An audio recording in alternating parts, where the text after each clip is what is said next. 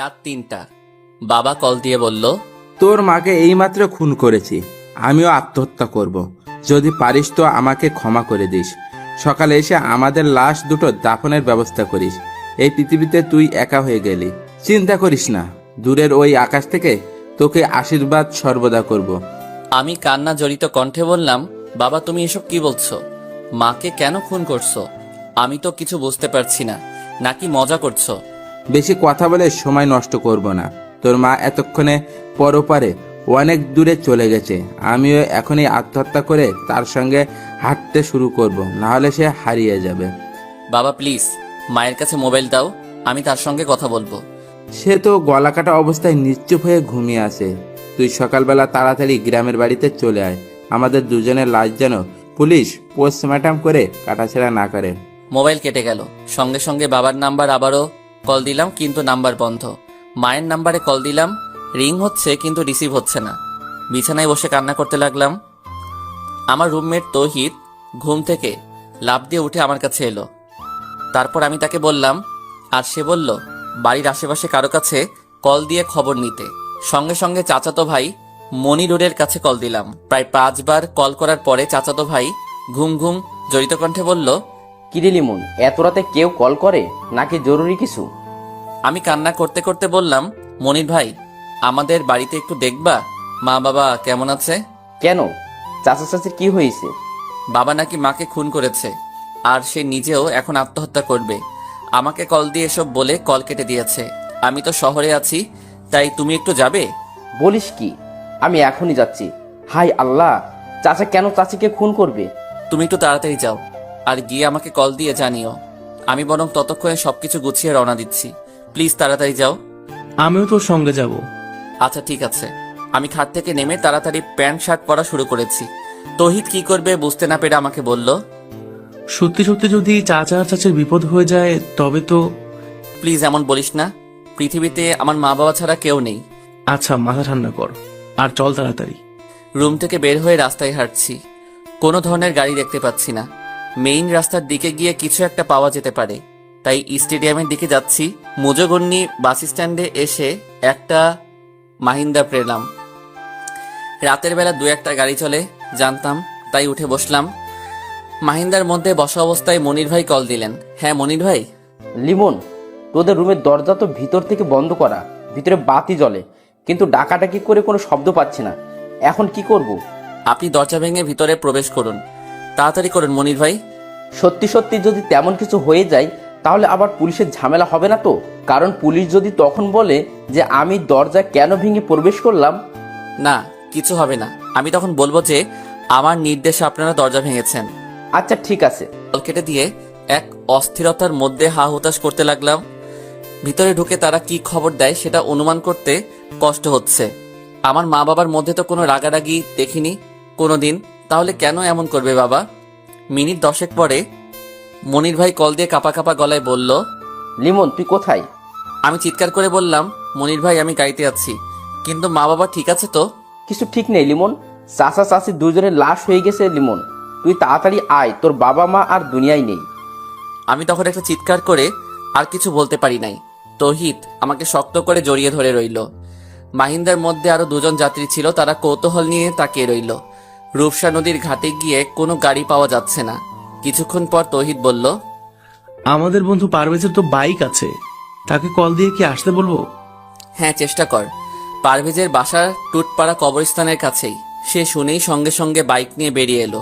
আধা ঘন্টা পরে সে যখন আমাদের কাছে এসে পৌঁছালো তখন 3জনে মিলে রূপসা ব্রিজের দিকে যাচ্ছি। আমাকে মাঝখানে বসিয়ে তৌহিদ শক্ত করে ধরে রেখেছে। পারভেজ তখন যতটা সম্ভব সাবধানে বাইক চালাচ্ছে। পিরোজপুর গ্রামের বাড়িতে যখন পৌঁছালাম তখন দিনের আলো ফুটতে শুরু করেছে। এর মধ্যে আমাদের বাড়ি ভর্তি মানুষের আনাগোনা দেখা যাচ্ছে। ভোররাত থেকে যারা শুনেছে তারা সবাই চলে এসেছে। থানা থেকে পুলিশ এখনো আসেনি, তাই লাশ ঠিক সেভাবেই পড়ে আছে। মা বাবার শোবার ঘরে ফ্লোরে গলাকাটা মরদেহ অবস্থায় পড়ে আছে আমার প্রিয় মা। তারই কাছে গলাকাটা অবস্থায় পড়ে আছে বাবা, আর বাবার হাতের কাছে একটা ছুরি। দেখেই মোটামুটি বোঝা যাচ্ছে যে বাবা নিজেই নিজের গলা কেটে ফেলেছে। কিন্তু কেন, কিসের জন্য? বাবার মনে তো এমন কোনো কষ্ট ছিল না। যাতে করে সে এভাবে মাকে খুন করে নিজে আত্মহত্যা করতে পারে? তাহলে কারণ কি? আমার চিৎকারে তখন ঘরের দরজা জানালা সব ভেঙে যাবার উপক্রম। মনির ভাই, পারভেজ ও তৌহিদ মিলে আমাকে ধরে রাখতে ব্যস্ত। এমনটা কেন হয়ে গেল? আমি এখন কি নিয়ে বাঁচবো? কে আমাকে নিজের হাতে রান্না করে খাওয়াবে? আর কে আমার জন্য বাজারের শ্রেষ্ঠ মাছ কিনে নিয়ে আসবে? হঠাৎ করে চোখ বন্ধ হয়ে যাচ্ছে, সবকিছু চোখের সামনে ঘুরছে, মনে হচ্ছে জ্ঞান হারাচ্ছি। যদি কেউ চোখ মেলে তাকালাম, তখন আমি শুয়ে আছি ঘরের সম্মুখের বারান্দায়। এই বিছানায় আমি বাড়িতে এলে ঘুমাতাম, আর বাড়িতে যখন থাকতাম না তখন বাবা বিকেলে বিকেলে এখানে দুপুরের পরে বিশ্রাম করত। বাবার শরীরে সেই পান খাওয়া গন্ধ নাকে আসছে। ধুম করে বিছানায় উঠে বসলাম। তৌহিদকে বললাম, মা বাবা কই? পুলিশ এসে নিয়ে গেছে। ময়নাতদন্তের পরে নাকি আমাদের কাছে নিয়ে আসবে। অসম্ভব, আমার বাবা বলে গিয়েছে যেন তাদের লাশ কাটাছেঁড়া না করা হয়। কিন্তু তুই হয়তো চাইলে রাখতে পারতি, তবে তুই অজ্ঞান থাকার কারণে কিছু করতে পারিনি। আর পুলিশের কাছে আমি আর মনির ভাই যতটা জানি ততটাই বললাম। তোর কাছে আঙ্কেল কল দিয়ে যা যা বলেছে, তারপর আমরা দুজনে রওনা দিলাম। আর মনির ভাইদের দরজা ভেঙে ভিতরে প্রবেশ করার পর সবকিছু বললাম। এখন আমি আমার মা বাবার লাশ কাটাছেঁড়া থেকে রক্ষা করব কিভাবে? তুই চাইলে একবার চেষ্টা করতে পারিস। আঙ্কেল নিজে যদি আন্টিকে খুন করে নিজে আত্মঘাতী হয়, তাহলে আর কাটাছেঁড়া করে কি হবে? আর বাইরে দুজন পুলিশ এখনো দাঁড়িয়ে আছে, তাদের সঙ্গে কথা বলে দেখতে পারিস। পুলিশের সঙ্গে আমি আবার সবকিছু বললাম। তারা চেয়ারম্যান সাহেবের কাছে খবর দিতে বলে দিল। আমি চেয়ারম্যানকে কল দিলাম, মনির ভাইয়ের কাছ থেকে নাম্বার নিলাম। চেয়ারম্যান সাহেব কিছুক্ষণ পর আমাদের বাড়িতে এলেন। তারপর আমি তাকে বললাম যে মা বাবার লাশ ময়না তদন্তের দরকার নেই। তিনি বললেন যে তাহলে এমপির সঙ্গে যোগাযোগ করবেন এবং তিনি থানায় বলে দেবেন। মানসিকতার এতটা খারাপ অবস্থা, তবুও অনেক ঝামেলার মাধ্যমে মা বাবার লাশ ময়না তদন্তের হাত থেকে রক্ষা করলাম। কিন্তু মনের মধ্যে সেই একটা প্রশ্ন ঘুরছে, বাবা এমনটা কেন করলো? মাগরিবের কিছুক্ষণ আগেই মা বাবার দাফন করা শেষ হয়ে গেল। বাড়ি থেকে বের হব, পথে গেটের কাছে রাস্তার পাশেই ডান হাতে একটু ফাঁকা জমি আছে। বছর খানিক আগে একদিন সেখানে কিছু সুপারি গাছের চারা রোপণ করার সময় মা আমার সঙ্গে বলেছিল, তোর বাবা আর আমি মারা গেলে আমাদেরকে এখানে কবর দিস লিমন। আমরা তো মানুষ বেশি নয়, তুই বাড়ি থেকে বের হবার সময় আমাদের কবরে সালাম দিয়ে বের হতে পারবি। আবার যখন বাড়িতে ফিরবি তখনও আমাদের সালাম দিয়ে বাড়িতে প্রবেশ করবি। রাস্তা দিয়ে যখন মসজিদের ইমাম কিংবা কোনো ভালো লোক হেঁটে যাবে তখন আমাদের জন্য দোয়া করবে। আমি সেদিন হেসেছিলাম, কারণ আমার বিশ্বাস ছিল আমার মা বাবা এখনো অনেকদিন বাঁচবে। আসলে পৃথিবীর প্রতিটি মায়ের সন্তানেরাই চায় তাদের মা বাবা চিরকাল বেঁচে থাকুক। মা বাবাকে সেখানেই কবর দিলাম। এখন আর চোখ দিয়ে পানি বের হচ্ছে না। দাফন কাজ শেষ করে সবাই চলে গেছে, শুধু আশেপাশের কিছু মানুষ আছে। মনির ভাই বরাবরই আমার কাছে বসে কান্না করছে। বাবা তাকে খুব পছন্দ করত। পাশের ঘরের প্রতিবেশী এক চাচি আমাকে মাথায় তেল দিয়ে দিল, কপালে আর মুখে হাত দিয়ে আদর করে বলল, এভাবে ওরা চলে যাবে তা কখনো ভাবিনি। যা হবার হয়ে গেছে, মনকে শক্ত কর, আমরা তো আছি। সারা দিনে মোবাইল বের করার সুযোগ হয়নি। সেই যে সকালবেলা পকেটে রেখেছি সেইভাবেই পকেটে পড়ে আছে। বের করে দেখি মোবাইল বন্ধ হয়ে গেছে। চালু করতে গিয়ে দেখি চার্জ আছে, তাহলে মনে হয় চাপ লেগে বন্ধ হয়েছে। কারণ মোবাইলের ব্যাটারি একটু লুজ, তাই মাঝে মাঝে ধাক্কা লেগে বন্ধ হয়ে যায়। কাগজ দিয়ে জাম করে রাখি। মোবাইল চালু করলাম, তারপর কল লিস্টে গিয়ে বাবার নাম্বারের দিকে তাকিয়ে রইলাম। গতকাল রাতেও এমন সময় খাবার খেয়ে কল দিয়ে কথা বলেছিলাম, মাত্র 24 ঘন্টা। ইস! হঠাৎ করে চোখ গেল উপরে মেসেজের চিহ্নের উপর। মেসেজ অপশনে গিয়ে দেখি অনেকগুলো মেসেজ। সচরাচর সিম কোম্পানির অজস্র অপ্রয়োজনীয় মেসেজের জন্য এখন মেসেজ চেক না করে ডিলিট করতাম, কিন্তু সেগুলোর মধ্যে বাবার নাম্বার দিয়ে একটা মেসেজ দেখে অবাক হলাম। গতকাল রাত 2:53 মেসেজ এসেছে, আর বাবা আমাকে কল করেছিল রাত 3:09। মেসেজ পড়ে আমার হাত কাঁপছে। লেখা আছে, তোকে বাঁচাতে গিয়ে তোর মাকে খুন করলাম এইমাত্র। 25 বছরের সংসার জীবনে যাকে আমি কখনো একটা চড়ও মারিনি, তাকেই একটু আগেই নিজের হাতে জবাই করেছি। এখন আমার নিজের গলায় কাটবো। ওরা সবাই এখন আমার চারিদিক দাঁড়িয়ে আছে। তোকে কল দিয়ে বাড়িতে আসার জন্য আমাকে বলেছে। আমি সেই ফাঁকে তোকে কল না দিয়ে আগে মেসেজ দিচ্ছি। ওদের বলেছি যে নাম্বার খুঁজে পাচ্ছি না, তোকে কল দিয়ে আমি হয়তো নিরুপায় হয়ে বাড়িতে আসতে বলবো, কিন্তু খবরদার তুই আসবি না। কারা এসব করছে সেটা তোর জানার দরকার নেই, কিন্তু তুই আর কোনোদিন গ্রামের বাড়িতে আসবি না বাবা, না হলে ওরা তোকে খুন করে ফেলবে। আমি চাই না যে আমাদের মৃত্যুর জন্য তুই প্রতিশোধ নিস, তাই সেই খুনিদের নাম বললাম না। আমি আর তোর মা তোর জন্য জীবন দিয়ে গেলাম। আমাদের স্বপ্ন ছিল তুই অনেক বড় হবি রে। আমাদের স্বপ্ন পূরণ করিস বাবা। আকাশে বসে যেন তোকে দেখে আমি আর তোর মা হাসতে পারি। বাবার মেসেজ দেখে শরীর কাঁপছে। আমি তো এই মেসেজ গতকাল দেখিনি। বাবা আমাকে গ্রামের বাড়িতে আসতে নিষেধ করেছে, কিন্তু আমি তো না জেনে চলে এসেছি। তাহলে কি আমাকে এখন তারা খুন করবে? কিন্তু কারা খুন করবে? শেষ রাতের দিকে আমাদের ঘরে আগুন লাগিয়ে দেয় শত্রুরা। আমার তিনজন তখন ঘুমাচ্ছিলাম। ঠিক তখনই তৌহিদ আগুন আগুন বলে চিৎকার করতে লাগলো। আচ্ছা, আরেকটু খুলে বলি। তৌহিদ ও পারভেজ দুজনেই মেসেজ পড়ে চমকে গেল। তৌহিদ আস্তে করে কানে কানে বলল, এই কথা কাউকে কিছু বলিস না, কারণ এখন তোর আশেপাশের সবাইকে শত্রু মনে করতে হবে। মনিরুল ভাইদের বাড়ি থেকে রাতের খাবার রান্না করে পাঠানো হয়েছে। তৌহিদ ও পারভেজ সেই খাবার খেয়েছে। আমাকেও তৌহিদ নিজের হাতে ভাত মেখে 2 লোকমা খাইয়ে দিল। সমস্ত ঘরের মধ্যে মা বাবার স্মৃতি জড়িয়ে আছে। রাতের বেলা আমি তৌহিদ ও পারভেজ একসঙ্গে ঘুমালাম। মনির ভাই থাকতে চেয়েছিলেন, কিন্তু আমরা নিষেধ করেছি। রাত 10টার দিকে আমার স্কুলের শিক্ষক এসেছিলেন দেখা করতে। অনেক কিছু উপদেশ দিয়ে 25-30 মিনিট পরে বিদায় নিয়ে চলে গেলেন। কারা হতে পারে সেই খুনের আসামি? আমাকে মারার জন্য কেন তাদের পরিকল্পনা? বাবা কেন আমাকে এসব থেকে আলাদা হতে বলল? লিমন, তুই ঘুমানোর চেষ্টা কর বন্ধু। আমি আর তহিদ জেগে আছি। যদি সত্যিই কেউ তোদের শত্রু থাকে তাহলে অবশ্যই হামলা করতে পারে। কিন্তু কেন করবে এমন? আমার তো কোনো শত্রু নেই, আর তাছাড়া আমরা কারো ক্ষতি করিনি কোনোদিন। দোস্ত, আজকাল ভালো মানুষদের ধ্বংস করার জন্য পৃথিবীতে অনেক খারাপ মানুষ আছে রে। নিশ্চয়ই এখানে অনেক বড় কিছু ঘটনা আছে, তাই সেটা আমাদের খুঁজে বের করতে হবে। কিন্তু বাবা তো আমাকে গ্রামে আসতে নিষেধ করেছে। তাহলে কি বাবার শেষ অনুরোধ রাখতে পারবো না? তুই নিজে গ্রাম ত্যাগ করবি, কিন্তু গোয়েন্দা বা সিআইডি মোতায়েন করতে হবে। তারা অবশ্যই এই রহস্যের উন্মোচন করতে সক্ষম হবে, তখন সবকিছু পরিষ্কার হবে। এরপরই আমরা চুপচাপ শুয়ে রইলাম। বাহিরে ও ঘরের মধ্যে বৈদ্যুতিক বাতি জ্বলছে।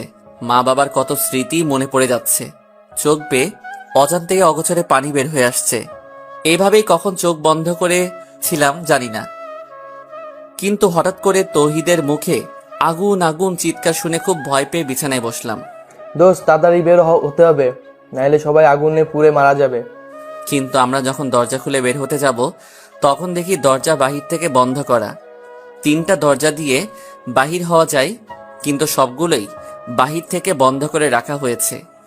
গতকাল যেই পিছনের দরজা ভেঙে মনির ভাই প্রবেশ করেছিল, সেটা আজকে একদম ভালো করে পেরেক ঠুকে বন্ধ করে দিয়েছি। কিছু বাকি 2টি দরজা কারা বন্ধ করলো? আমাকে যারা খুন করতে চায় তারা কি এসব করছে? পশ্চিমে একটা নড়বড়ে জানালা ছিল, সেটাই এক ধাক্কা দিয়ে ভেঙে দিল পারভেজ। তারপর আমি, পারভেজ ও তৌহিদ বেরিয়ে গেলাম। আগুন সেই সময় প্রায় সমস্ত টিনের চালে ছড়িয়ে গেছে। ইটের দেয়াল হলেও কাঠ আর টিনের চালের ছাউনি দিয়ে ঘেরা ঘরটা চোখের সামনে পড়ছে। তৌহিদ ও পারভেজ দুজনেই সামনের দরজা বাহির থেকে খুলে পারভেজের বাইক বের করলো। আরো কিছু জিনিসপত্র বের করতে চেয়েছিল, কিন্তু পরিস্থিতি খুবই অস্বাভাবিক। আবারও সেই চিৎকার চেঁচামেচি শুনে গভীর রাতে অনেকেই ছুটে এসেছে। পানি ঢেলে আগুন নিভে যাবে, তাই পানি নিয়ে ব্যস্ত অনেকেই। আমি শুধু ঘরের সামনের আম গাছের গোড়ায় ঘাপটি মেরে বসে রইলাম। সকালবেলা পুলিশ এসেছে, আবার চেয়ারম্যান সাহেব নিজেও উপস্থিত হয়েছেন, কিন্তু মা বাবার স্মৃতি বিজড়িত ঘরটা দাঁড়িয়ে আছে পোড়া এক বিভৎস রূপ ধরে। আপনারা তখন কোথায় ছিলেন? আগুনের ঘটনা প্রথম কে দেখে? জি স্যার, আমি প্রথমে দেখতে পেয়েছি। আমার কান খুব পাতলা, ঘুমের মধ্যে পাগানোরা শব্দটাও কানে আসে। আমি যখন শুনি যে টিন পড়ছে আর স্ক্রু একটা একটা করে পটপট করে ছুটছে, তখন চিৎকার করেছি। আপনারা বাইরে বের হওয়ার পর কেউ কি তখন এখানে ছিল বা আক্রমণ করতে চেয়েছিল? না স্যার, তেমন কিছু নয়। আমরা তো এখানে সম্পূর্ণ ফাঁকা দেখেছি। আচ্ছা লিমন সাহেব, আপনার মা বাবার সঙ্গে কারো শত্রুতা ছিল? যেহেতু এখন একটা আক্রমণ হয়েছে, তাও আমরা কিছু শত্রুদের সন্দেহ করি। তেমন কোনো শত্রু নেই যারা খুন করবে। আমরা সবসময় ঝামেলা এড়িয়ে চলতাম। জমি জমা নিয়ে কারো সঙ্গে কোনো বিবাদ ছিল নিজেদের মধ্যে বংশগত ব্যাপারে? জলিল চাচার সঙ্গে পূর্বপাড়ায় একটা রাস্তার পাশের জমি নিয়ে মামলা চলে। তবে বাবা সপ্তাহখানিক আগে বলছিল যে জলিল চাচা নাকি আমাদের জমি ফিরিয়ে দিতে রাজি হয়েছে। এমন তো হতে পারে সেই জলিল পরিকল্পনা করে ইচ্ছে করেই জমি ছেড়েছে, কারণ মনে মনে একদম খুন করার ষড়যন্ত্র ছিল।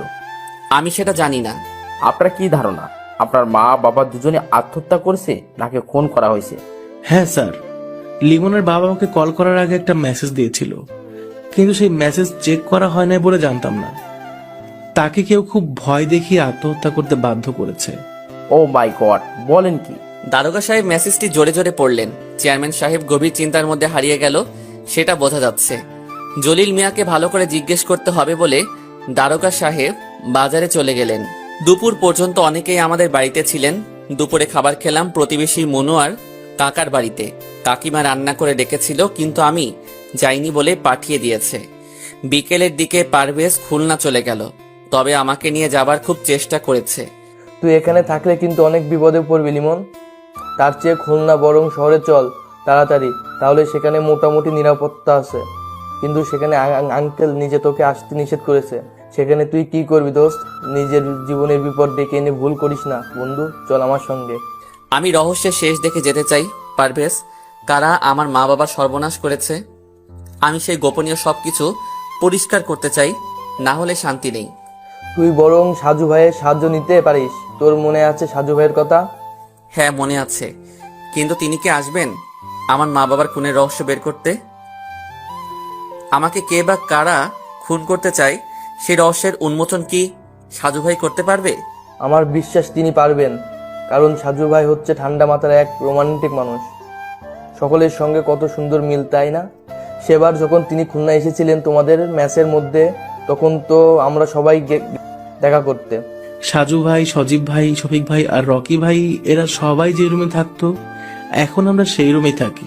বললাম ঠিক আছে পারভেজ, তুই বরং এখন সন্ধ্যা হবার আগে চলে যা।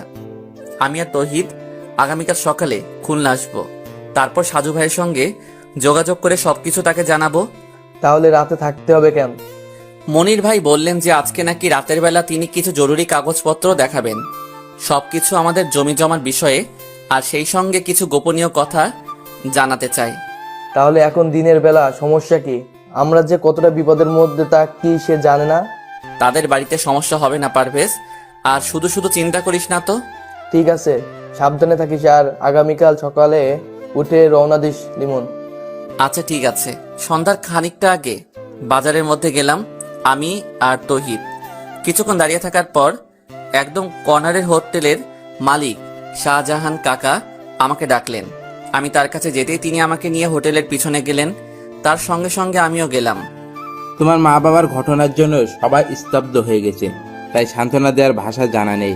কিন্তু তোমাকে কিছু গোপনীয় কথা জানাতে চাই, মনোযোগ দিয়ে শুনবে, তবে আমার কথা কাউকে বলবে না। কি কথা শাহজাহান কাকা? তোমার জলিল চাচার সঙ্গে ওপারে যে জমি নিয়ে মামলা ছিল সেটা কেন শেষ হয়েছে জানো? না তো।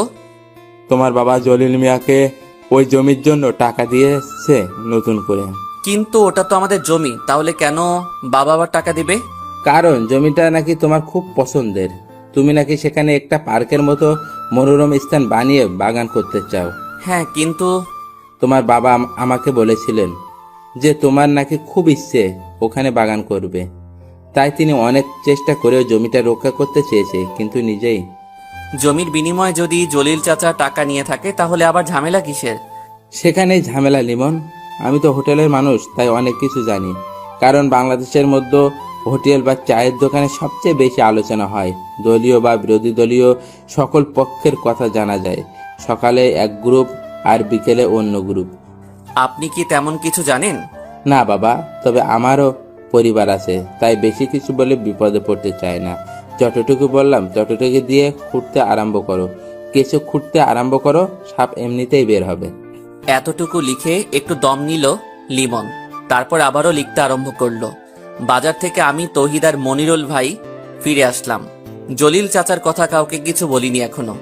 সাজু ভাই, আমি শুধু আপনার কাছে এগুলো জানিয়ে দিচ্ছি। বাড়িতে ফিরে এসে বারবার মনে হচ্ছে যে বিকেলে পারভেজের সঙ্গে চলে গেলে ভালো হতো, কারণ রাত যতই গভীর হচ্ছে ততই ভয় লাগছে। সবাই খাবার খেয়ে এখন ঘুমিয়ে আছে। রাত 11টা পেরিয়ে গেছে, আর গ্রামের বাড়িতে রাত 11টা মানে হচ্ছে অনেক রাত্রি। আমার কেন যেন মনে হচ্ছে আজকে রাতের মধ্যে আমারও কিছু একটা হয়ে যাবে। তেমন কোনো কারণ নেই, তবে বারবার সেটাই মনে হচ্ছে। হয়তো মনের ভয়, কিন্তু মনে হচ্ছে সেটা সত্যি। তাছাড়া ক্ষুদ্র একটা কারণ আছে। একটু আগে হঠাৎ করে জানালার পর্দার আড়ালে কাউকে দাঁড়িয়ে থাকতে দেখেছি। আমি আস্তে আস্তে জানালার কাছে গেলাম, আর তখন কারো পায়ের শব্দ দ্রুত সরে যেতে শুনতে পেলাম। তৌহিদকে সেই কথা বললাম, কিন্তু সে তেমন গুরুত্ব না দিয়ে ঘুমিয়ে আছে। গতকাল আর পরশু রাতে বেচারা ভালো ঘুমাতে পারে নাই, তাই এখন মনে হয় তাকে ঘুমে গ্রাস করেছে। আমি অবশ্য চাইলে ঘুমাতে পারি না।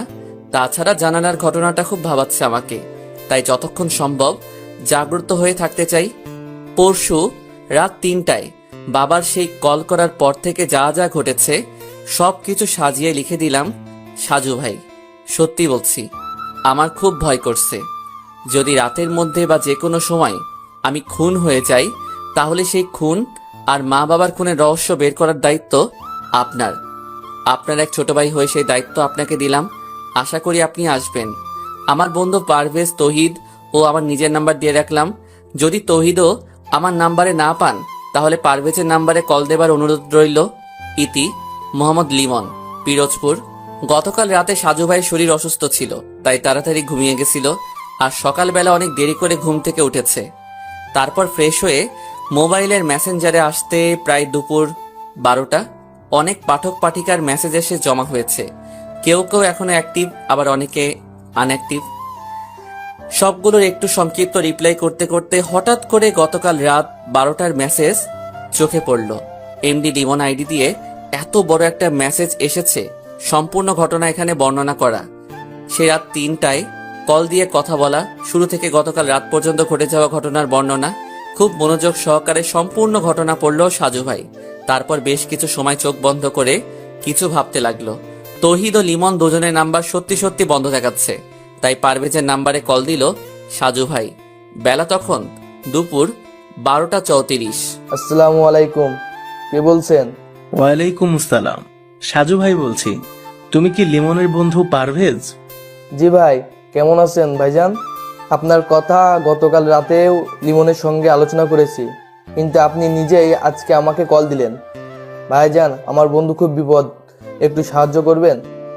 তোমার বন্ধু লিমন গতকাল রাতে আমাকে সম্পূর্ণ ঘটনা টেক্সট করেছে, কিন্তু আমি একটু অসুস্থ, তাই রাতে রিপ্লাই করতে পারিনি, আর সকালেও অনলাইনে ছিলাম না। তোমার বন্ধু লিমন কেমন আছে? ভাই, একটুও ভালো না। কেন? আজকে সকালে তো তৌহিদ আর লিমন শহরে যাবার কথা, যায়নি? না ভাই, গতকাল রাতে ওদের দুইজনকে কারা যেন গায়েব করে দিছে। সরাসরি খুন করিনি, কিন্তু ধরে নিয়ে গেছে। দরজা ভিতর থেকে বন্ধ করা আছে, কিন্তু সেই বাড়িটা মাটি দিয়ে উঁচু করে তার উপর কাঠ দিয়ে নির্মাণ করা, তাই কাঠের নিচ থেকে মাটি খুঁড়ে রুমে ঢুকেছে। মাটি খোঁড়ার চিহ্ন এখনো পড়ে আছে, কিন্তু ওদের কোথাও খুঁজে পাওয়া যাচ্ছে না। তাহলে কি সেই মনিরুল লোকটার মধ্যে কোনো গন্ডগোল আছে? না সাজু ভাই, কারণ সকালবেলা পুকুরের মধ্যে পানিতে ভাসমান অবস্থায় মনিরুল ভাইয়ের লাশ পাওয়া গেছে। মনিরুল ভাইকে খুন করে ওদেরকে কিডন্যাপ করেছে। এলাকা ভয়ঙ্কর হয়ে গেছে। কি? লিমনের মা বাবা দুইজনের কবরের মাঝখানে একটা কাগজ পাওয়া গেছে। সেই কাগজে লেখা আছে, সরি আব্বাজান। কেউ ভাবছে লিমন আর তৌহিদ খুন করে এখান থেকে পালিয়ে গেছে, আবার কেউ বলছে তাহলে ওভাবে দরজা না খুলে মাটি খুঁড়ে বের হব, তো উপযুক্ত কারণ পাচ্ছি না। কিন্তু সকল মানুষের কথা কানে না নিয়ে সরাসরি গিয়ে সাজু দেখতে যাচ্ছে। সাজুদের গ্রামের বাড়ি বাগেরহাট, যেহেতু তাদের পাশের জেলা হচ্ছে পিরোজপুর, তাই সরাসরি সে আগে বাড়িতে যাবে। তারপর সেখান থেকে নিজস্ব বাইক নিয়ে পিরোজপুর যাওয়া যাবে। গুলিস্তান থেকে দোলা পরিবহনের লঞ্চ পারাপারের গাড়ির টিকিট সংগ্রহ করলো। অনেকদিন পর সে গ্রামের বাড়িতে যাচ্ছে। দাদা দাদির সঙ্গে কতদিন তার দেখা হয় না। যেহেতু লঞ্চ পারাপারের গাড়ি, তাই ফেরির মধ্যে অপেক্ষা করার ঝামেলা নেই। কবে যে স্বপ্নে সে পদ্মা সেতু নির্মাণ কাজ শেষ হবে। গ্রামের মধ্যে এখন এক অস্থিরতা তৈরি হয়ে গেছে, যেটা কল্পনার মধ্যে ছিল না। পুলিশ সারাক্ষণ শুধু আনাগোনা করছে। প্রায় সবাইকে কিছু না কিছু জিজ্ঞেস করা হচ্ছে। মনিরুলের পরিবারের কান্না আর আহাজারিতে সবচেয়ে বেশি আকাশ ভারী হয়ে যাচ্ছে। পুকুরের পাড়ে এমন কিছু নেই যেটা খুনির কাছে পৌঁছাতে পারে। দারোগা সাহেব যখন সাজুর কথা শুনলেন তখন একটু ভ্রু কুঁচকে যেন কিছু ভাবলেন। সাজু যখন লিমনদের গ্রামের মধ্যে প্রবেশ করলো তখন সন্ধ্যা হয়ে গেছে। বাড়িতে ফিরে কোনো রকমে ফ্রেশ হয়ে বাইক নিয়ে চলে এসেছে। সাজু স্থানীয় বাজারে এসে পারভেজকে কল দিল। পারভেজ তখন বাজারেই ছিল। বাজারের এক পাশে বিশাল জটলা, সেখানে সবাই ঘিরে আছে এবং পুলিশও দেখা যাচ্ছে। সাজু সেখানে এগিয়ে গিয়ে পারভেজের সঙ্গে সরাসরি হাত মিলিয়ে নিল। তারপর যখন জানতে পারল যে তৌহিদ ফিরে এসেছে তখন অবাক হয়ে নিজেই সেদিকে এগিয়ে গেল। প্রায় ঘন্টাখানিক পরে পুলিশ তৌহিদকে নিয়ে থানায় রওনা দিল। তার আগে সাজু ভাই একবার মনিরুল আর লিমনদের ঘর দেখে এসেছেন। সব মোটামুটি ঠিক আছে, কিন্তু মনিরুলদের বাড়িতে যে ঘরে লিমন আর তৌহিদ ছিল সেখানে মাটি খুঁড়ে বের হবার স্থান দেখে প্রশ্ন জাগলো। তখন সে বুঝতে পারছে যে সবগুলো প্রশ্নের উত্তর তৌহিদের কাছে পাওয়া যাবে। পুলিশের সঙ্গে সঙ্গে সাজুও গিয়েছে থানায়, কারণ পুলিশ বলছে যা কিছু জিজ্ঞেস করার সব থানায় গিয়ে করবে। লিমন এখন কোন জায়গায় আছে? আর সেদিন রাতে তোমরা কিভাবে কি করেছো? তৌহিদ আস্তে আস্তে বলল, সাজু ভাই, আমি এখন জানি না লিমন কোথায়, কারণ আমাকে ওরা ফিরোজপুরের সি অফিস মোড়ে এসে নামিয়ে দিয়ে চলে গেছে। তারপর সেখান থেকে আমি একা এসেছি এখানে। লিমনের মধ্যে পশু ভর করেছে, ও কাউকে ছাড়বে না। মনিরকে কে খুন করেছে? লিমন। তুমি তখন কোথায় ছিলে? আমাকে আরো দুটো লোক ধরে রেখেছিল। মানে কি? সেখানে আবার আরো দুটো লোক কিভাবে এসেছে? আমি জানি না। তুমি আর লিমন যে ঘরে ছিলে সেই ঘরের মধ্যে মাটির শীট কেটেছে কে? আমি সেখানে গিয়ে স্পষ্ট বুঝতে পারছি যে ভেতর থেকে মাটি খুঁড়ে বের হয়েছে তোমরা। হ্যাঁ সাজু ভাই, লিমন নিজে মাটি খুঁড়ে বের হবার অবস্থা করেছে। আমার এমনিতেই কান পাতলা, তাই যখন ধূপধাপ শব্দ হলো তখন তাকিয়ে দেখি লিমন মাটি কাটছে। কিভাবে দেখলে? হ্যাঁ ঠিক তাই। আমি বিছানা থেকে নেমে তখন বললাম, কিরে লিমন, কি হয়েছে? লিমন তখন আমাকে চুপ করতে বলল। তারপর জানলা দিয়ে বাইরে তাকাতে বলছে। আমি তাকিয়ে দেখি যে সম্মুখে পুকুর পাড়ে কারা যেন দাঁড়িয়ে আছে। তাদের একজন হাতে সিগারেট ছিল, আর সেই সিগারেটের আগুন ওঠানামা করছে, তবে সামান্য আস্তে আস্তে কথাও কানে বাজছিল। তারপর আমরা সেখান থেকে গর্ত নিয়ে আস্তে আস্তে করে বের হলাম, দরজা খুলে বের হলে না কেন? কারণ দরজা বাইরে থেকে বন্ধ ছিল। তাহলে কি মনির? হ্যাঁ, লিমন সেজন্যই বাইরে গিয়েছে এবং আমি তার সঙ্গে ছিলাম। কিন্তু সবচেয়ে বেশি অবাক হলাম কারণ দুটো লোক লিমনের পরিচিত। তারা তখন মনিরকে হাত পা আর মুখ বেঁধে দাঁড়িয়ে আছে। লিমন সেখান গিয়ে ওদের একজনের হাত থেকে একটা বড় ছুরি নিয়ে মনিরুল ভাইয়ের গলা কেটে দিল। কি বলছো তুমি? এতটা সহজ? আর লিমনের সঙ্গে তাদের কিসের সম্পর্ক? আমি জানি না। আমি এতটা হতভম্ব হয়ে গেছি যে সেখানে অজ্ঞান হয়ে মাথা ঘুরে পড়লাম। আর তারপর যখন হুঁশ হয়েছে তখন আমি একটা টিন দিয়ে ছাউনি করা ঘরের মধ্যে বন্দি। লিমন সেখানে ছিল না? না, তবে আরেকটা লোক এসেছিল কিছুক্ষণ পরে, আর তিনি বলেছেন যে আমাকে নাকি তারা পাঠিয়ে দেবে, তবে শহরের মধ্যে ছেড়ে দেবে, কারণ গ্রামের মধ্যে নিয়ে গেলে প্রচুর ঝামেলা হতে পারে। লিমনের কথা জিজ্ঞেস করনি? হ্যাঁ, তারা বলল আমি লিমনের বন্ধু, তাই তারা আমাকে বাঁচাতে দিচ্ছে, না হলে আমাকেও শেষ করে দিত। আমি যেন ফিরোজপুরে থেকে সরাসরি খুলনা শহরে চলে যাই আর কাউকে কিছু না বলি। যদি কিছু বলি তাহলে আমারও প্রচুর বিপদের মুখে পড়তে হবে। লিমন নাকি তার মা বাবার খুনি কে সেটা জানতে পেরেছে, তাই এক এক করে সবাইকে হত্যা করতে চায়ও। আর যেহেতু তার বাবা তাকে এসব খুনোখুনি করতে নিষেধ করেছে, তাই সরি আব্বাজান ব্যবহার করবে। কিছুটা বুঝতে পারছি, কিন্তু এখনো অনেক কিছু জানার বাকি। তবে লিমনের সঙ্গে যোগাযোগ করা আমার খুব দরকার। যিনি আমাকে এখানে আসার জন্য অনুরোধ করছে সে নিজেই এখন। আমি এসব বলতে চাই নাই, কিন্তু গ্রামের সবাই আর পুলিশ আমাকেও সন্দেহ করেছে, তাই এখন বাধ্য হয়ে বলছি। ঠিক আছে, তুমি আপাতত পুলিশের হেফাজতে থাকো, তারপর দেখি কি করা যায়। আচ্ছা ঠিক আছে সাজু ভাই, কিন্তু লিমন যে এভাবে পরিবর্তন হবে কখনো ভাবিনি। মাত্র কিছু সময়ের মধ্যে কিভাবে কি হয়ে গেল, আর তার সঙ্গে লোক দুটো যুক্ত আছে, কি ভয়ঙ্কর। থানা থেকে বের হয়ে সাজু নিজের এলাকায় চলে এসেছে। রাতের মধ্যে সেই গ্রামে থাকার কোনো মানে হয় না। আর পারভেজ তো থানায় আসার আগেই বিদায় নিয়ে চলে গেছে। রাত 10টার দিকে বাড়িতে ফিরে ডিনার করে নিজের বিছানায় শুয়ে সজীবের কাছে কল দিল। আসার পথে সজীব কল দিছিল, কিন্তু তখন কথা বলতে পারে নাই। হ্যাঁ সজীব, কি খবর? বেশি ভালো না সাজু। কেন? রুহির মা অসুস্থ, তাকে ঢাকা মেডিকেল কলেজ হাসপাতালে ভর্তি করা হয়েছে। রুহি এখন সেই হাসপাতালে আছে। আমি তো চট্টগ্রামে আছি, আর তুই আজকে নাকি বাড়িতে গেলি। হ্যাঁ, পিরোজপুরে একটা মামলার মধ্যে জড়িয়ে যাওয়ার সম্ভাবনা আছে, তবে আগের চেয়ে এটা বেশ জটিল মনে হচ্ছে। কি রকম? ছেলেটা খুলনায় আমরা যেই মেসে ছিলাম সেই মেসেই থাকে। ওর মা বাবা দুজনেই যে কোনো অদৃশ্য কারণে আত্মহত্যা করেছে, কিন্তু সেগুলোর পেছনে একটা চক্র কাজ করছে। তাদের সন্দেহ করে এখন ওই ছেলে খুন করা শুরু করেছে। বেশি জটিল সমস্যা।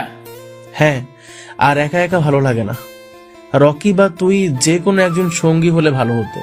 তাহলে ছুটি নিয়ে আসবো নাকি? যদি পারিস তবে বেশ ভালো হবে। ঠিক আছে, কালকে অফিসে গিয়ে দেখি। অনেক ধন্যবাদ বন্ধু। আচ্ছা, তুই একটু সময় করে রুহির কাছে কল দিয়ে কথা বলিস। বেচারির বাবার তো তোর জন্য ফাঁসি হয়ে গেল, এখন তার মা অসুস্থ হয়ে গেছে, তাই খুব কান্না করছে। আচ্ছা ঠিক আছে। 3-4 দিন ধরে শরীরে হালকা জ্বর, গতকাল রাতে তাই তাড়াতাড়ি ঘুমিয়েছিল। আজকে ভ্রমণ করে আরো বেশি ক্লান্ত লাগছে, তাই বিছানায় শুয়ে একটু পরেই ঘুমিয়ে গেল সাজু ভাই। সকালবেলা 10:30টার দিকে ঘুম ভেঙে গেল, তাও আবার দাদির ডাকাডাকিতে। দাদির কাছে জানতে পারলো যে কে যেন তার সঙ্গে দেখা করতে এসেছে। বাহিরে এসে সাজু তাকে চিনতে পারছে না, তবে লোকটা বেশ বয়স্ক। বসে বসে তারা দাদার সঙ্গে গল্প করছে। সাজু মনে মনে ভাবলো, দাদা আবার নতুন করে বিয়ে দেবে নাকি। আসসালামু আলাইকুম।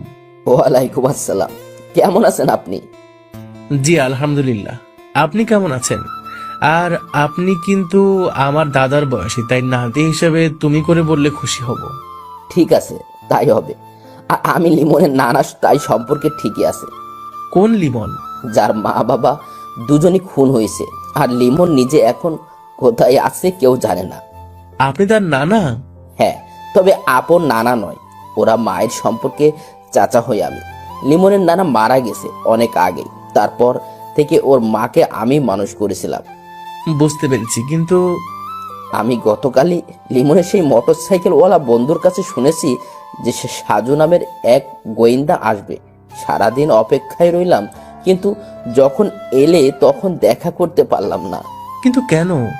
আজ সকালে থানায় গিয়ে তোমার বিষয় জানতে পারি, তবে গতকালই লিমনের বন্ধুর কাছে শুনেছি তোমার বাসা বাগেরহাট আর এই উপজেলায়।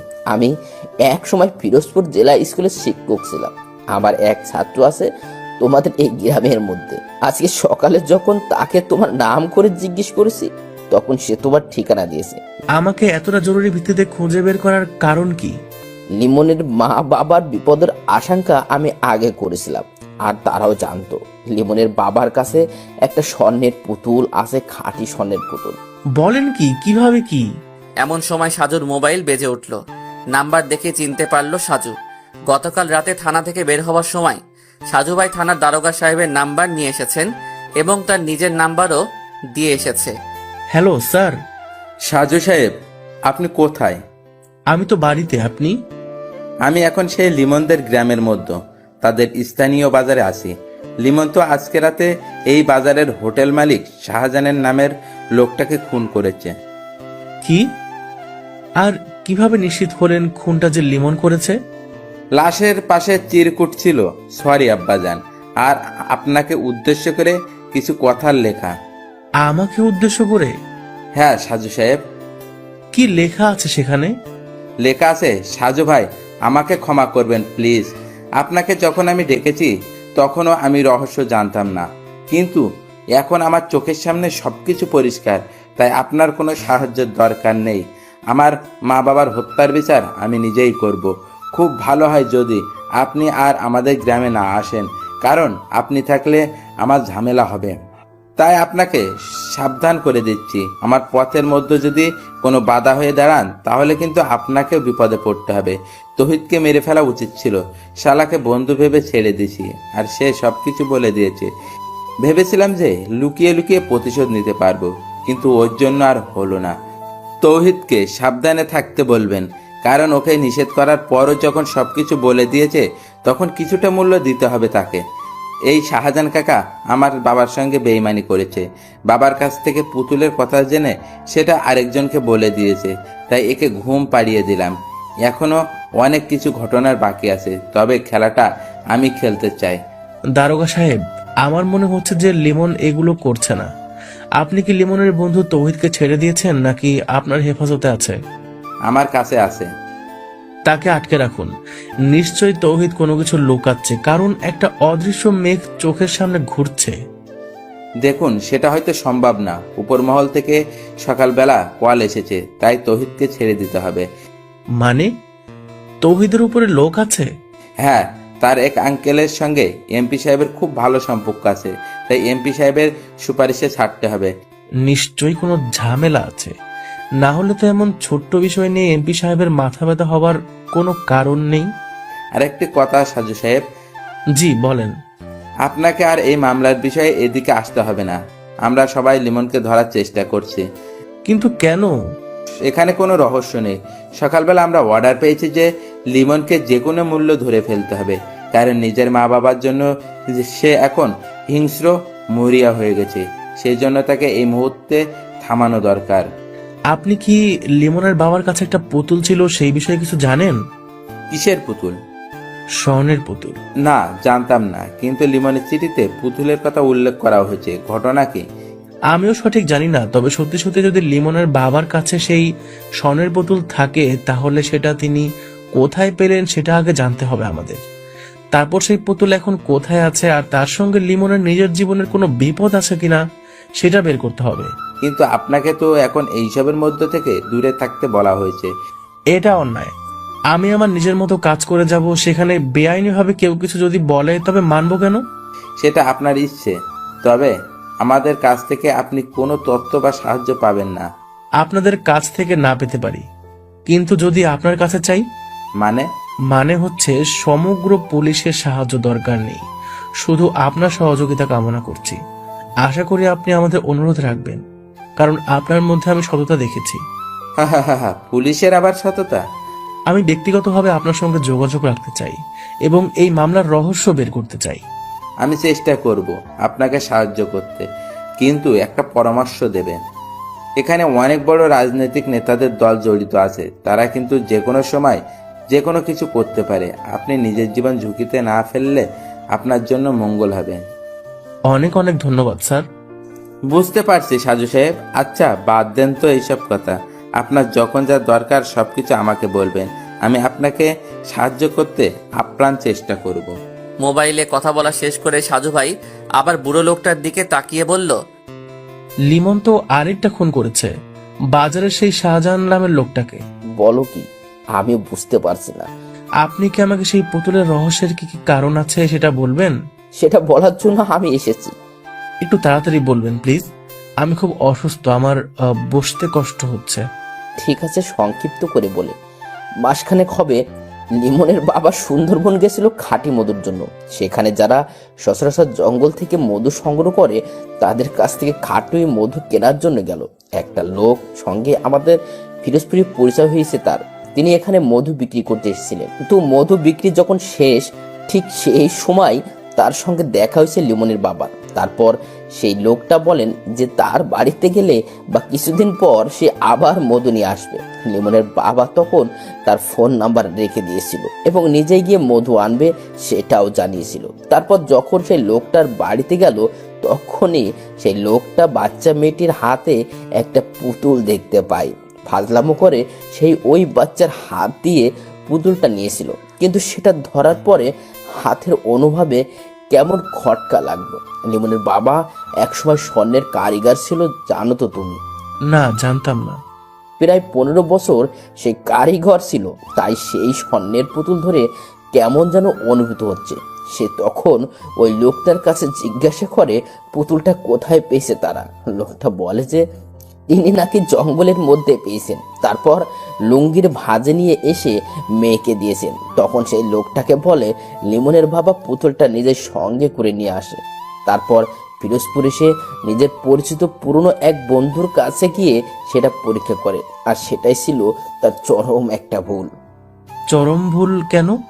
কারণ সে যেহেতু কারিগর ছিল, তাই চাইলে নিজের ঘরে বসে পরীক্ষা পান। কিন্তু যখন প্রমাণিত হয়েছে যে ওটা খাঁটি স্বর্ণ, তখন তার সেই স্বর্ণকার বন্ধুর মনে শয়তানি আরম্ভ হয়ে গেল। কিরকম? এত বড় একটা স্বর্ণের পুতুল দেখে যে কেউ তো লোভে পড়তে পারে, স্বাভাবিক। তারপর? লিমনের বাবা তখন তার বন্ধুর কাছে সেই মধু বিক্রেতার কথা বলে দেয়।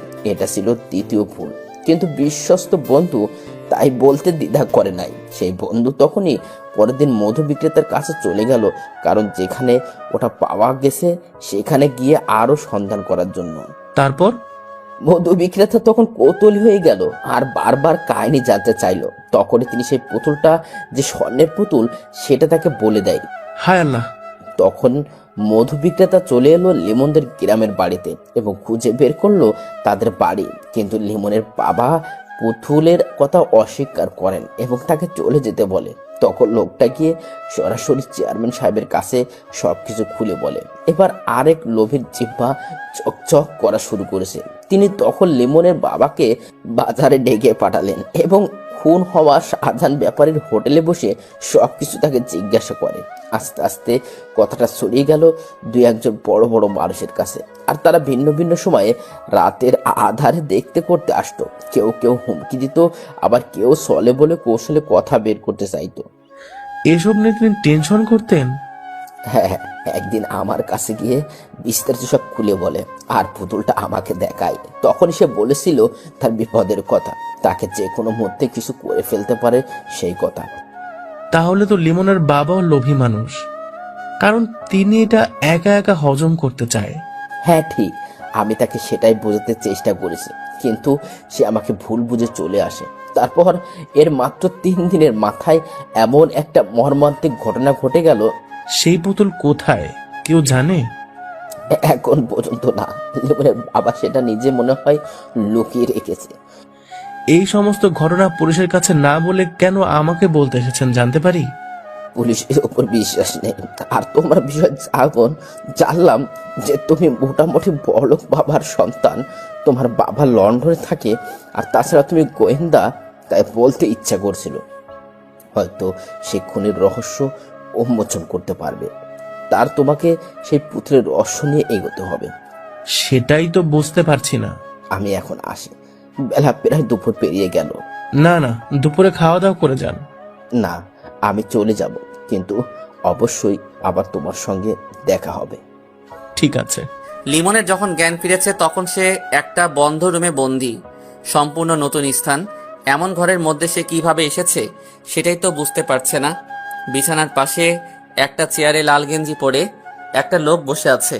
তাকে চোখ মেলে যখন নড়াচড়া করতে দেখলো তখন শরীর ঝাড়া দিয়ে বলল, ডাক্তারের কথা তাহলে মিলে গেছে? কে আপনি, আর আমি এখানে কেন? আমি কে সেটা তোমার না জানলেও চলবে, তবে তুমি এখানে আসো কারণ তোমাকে এখন পুলিশের লোকজন হন্যে হয়ে খুঁজছে। পুলিশ? আমাকে? কিন্তু কেন? মনির ও শাহজাহান নামের হোটেল মালিকের খুন করার অপরাধে তুমি এখন মোস্ট ওয়ান্টেড আসামি। আমি কখন খুন করেছি? সেদিন রাতে আমি তো ঘুমিয়েছিলাম, তারপর তো কিছু মনে নেই। হা হা হা, তোমাকে অজ্ঞান করে রাখা হয়েছিল কারণ তোমার স্থানে অন্য কেউ খুন করবে, আর সেই খুনের দায় পড়বে তোমার উপর। তারপর হতে তুমি হবে নিরুপায়, এবং সেই নিরুপায় জীবন থেকে বাঁচতে হলে তোমাকে আমাদের বসের কথা মেনে চলতে হবে। বস? বস কে? সেটা তো বলা যাবে না, আমাকে যতটুকু বলতে বলা হয়েছে ততটুকুই বললাম। তোমার মা বাবার মৃত্যুর জন্য দায়ী লোকের মধ্যে 2 জন অলরেডি কবরে চলে গেছে। তোমার অবর্তমানে আমাদের বস নিজেই অন্য কাউকে দিয়ে কাজ করাচ্ছেন। তাতে আপনার বসের লাভ কি? তোমার বাবার কাছে একটা স্বর্ণের পুতুল ছিল, তিনি সেটা কোথায় রেখে দিয়েছে সেটা জানতে হবে। স্বর্ণের পুতুল? হ্যাঁ। এমন সময় একটা মেয়ে রুমের মধ্যে প্রবেশ করলো, তার হাতে ট্রেতে চায়ের কাপ, নাস্তার ব্যবস্থা আছে। লোকটা তখন মেয়েটার দিকে তাকিয়ে বলল, আমি একটু বসের সঙ্গে মোবাইলে কথা বলে আসি, তুমি ততক্ষণ একে নাস্তা করতে দাও। আর ভয় নেই, আমি দরজার বাইরেই আছি, যদি সে পালাতে চায় তাহলে। আমার নাম নাসরিন জাহান, তোমার নাম কি? কে আপনি? এটা আবার কারোর নাম হয় নাকি? একদম হাসবেন না। আপনি কে? আমাকে কেন এখানে আটক করা হয়েছে? আমি জানি না, তবে আপনাকে দিয়ে খারাপ কাজ করানো হবে এতটুকু জানি। আমার অপরাধ? আপনার কোনো অপরাধ নেই, কিন্তু এরা যা করে সবকিছুই অপরাধ। এমন সময় লাল গেঞ্জি পরা লোকটা রুমে ঢুকে মোবাইল এগিয়ে দিয়ে বলল, লিমন। মোবাইলটা কানের কাছে নিয়ে অপর প্রান্তের কণ্ঠ শুনে চমকে গেল। বিস্মিত হয়ে বলল, কাকা আপনি? সঙ্গে সঙ্গে মোবাইলের লাইনটা কেটে গেল। সন্ধ্যার খানিকটা পর লিমনদের গ্রামের মধ্যে প্রবেশ করল সাজু ভাই। তার সঙ্গে আছে তাদের গ্রামের একটা ছোট ভাই, যার নাম রাজু। রাজুর অনেক শখ, সে সাজুর সঙ্গে যে কোনো একটা মামলার সময় সঙ্গী হবে। যেহেতু এই মামলার মধ্যে রকি বা সজীব এখনো কেউ সঙ্গে নেই, তাই রাজুকে নিয়ে আজকে এসেছে। নিজের বাইক না নিয়ে সাজু ভাই এসেছে, কারণ বাইক আনলে সমস্যা হতে পারে। লিমনদের বাড়ি গিয়ে সে গোপনে আস্তে আস্তে বাগানের মধ্যে প্রবেশ করলো। চারিদিকে তখন এশার আজান দিচ্ছে। বেশ কিছুক্ষণ পর সাজু সেখান থেকে বের হবার জন্য উঠে দাঁড়ালো, কিন্তু এখানে আসার কোনো কারণ বুঝতে পারল না রাজু। হঠাৎ করে সেই অন্ধকার বাগানের মধ্যে কারো কথার শব্দ শুনতে পেল। কিছুক্ষণ মনোযোগ দিয়ে শোনার পরে হঠাৎ করে সেই ফিসফিস করে কথা বলতে থাকা স্থান থেকে একটা জোরে কাশি বের হলো। বাগানের মধ্যে চেয়ারম্যান সাহেবের কাশির শব্দ পেয়ে থমকে গেল সাজু ভাই। যদিও সে এখানে একটা আশঙ্কা নিয়ে এসেছে, কিন্তু চেয়ারম্যান যে নিজে উপস্থিত হবে সেটা বুঝতে পারে নাই। তবে নিজেকে কিছুটা ভাবনার মধ্যে নিয়ে গেল, কারণ সে চেয়ারম্যান সাহেবের সঙ্গে মাত্র একবারই দেখা করেছে। আর তখনই এই চেয়ারম্যানের কাশির শব্দ মগজে গেঁথে গেছে, কারণ সেদিন এই কাশিটা খুব বিরক্ত লাগছিল। একটু পরে চেয়ারম্যান সাহেব বাগান থেকে বের হয়ে গেল। সাজু ভাই ও রাজু দুজনে আস্তে আস্তে বের হলো। এই মুহূর্তে মুখোমুখি হওয়া যাবে না। মনের সকল প্রশ্ন চেপে রেখে অনুসন্ধান করতে হবে গভীরভাবে। নিজেদের এলাকায় ফেরার পথে রাজু জিজ্ঞেস করলো, আমার এখানে কেন এসেছিলাম সাজু ভাই? আর ওই লোকটা এখানে কেন? যেহেতু একটা পুতুল নিয়ে সবকিছুর গন্ডগোল, তাই সেটা অবশ্যই কেউ না কেউ অনুসন্ধান করবে। তাছাড়া যিনি এখানে এসেছেন তিনি এলাকার চেয়ারম্যান, তবে আমার অনুমান মিথ্যাও হতে পারে। তাহলে কি চেয়ারম্যান জড়িত? জড়িত হতে পারে, কিন্তু মূল নয়, কারণ এমন করে পরিকল্পনা করার সাহস তিনি একা নিতে পারবে না। লিমনের সঙ্গে কি কোনোভাবে যোগাযোগ করার চেষ্টা করছেন ভাই? না, কিভাবে করব? আমি তো জানি না। আচ্ছা, ভেবে দেখি। রাতে ডিনার করে সাজু কিছুক্ষণ বিছানায় বসে বসে ভাবতে লাগলো। সবকিছু যেন জট পাকিয়ে আছে।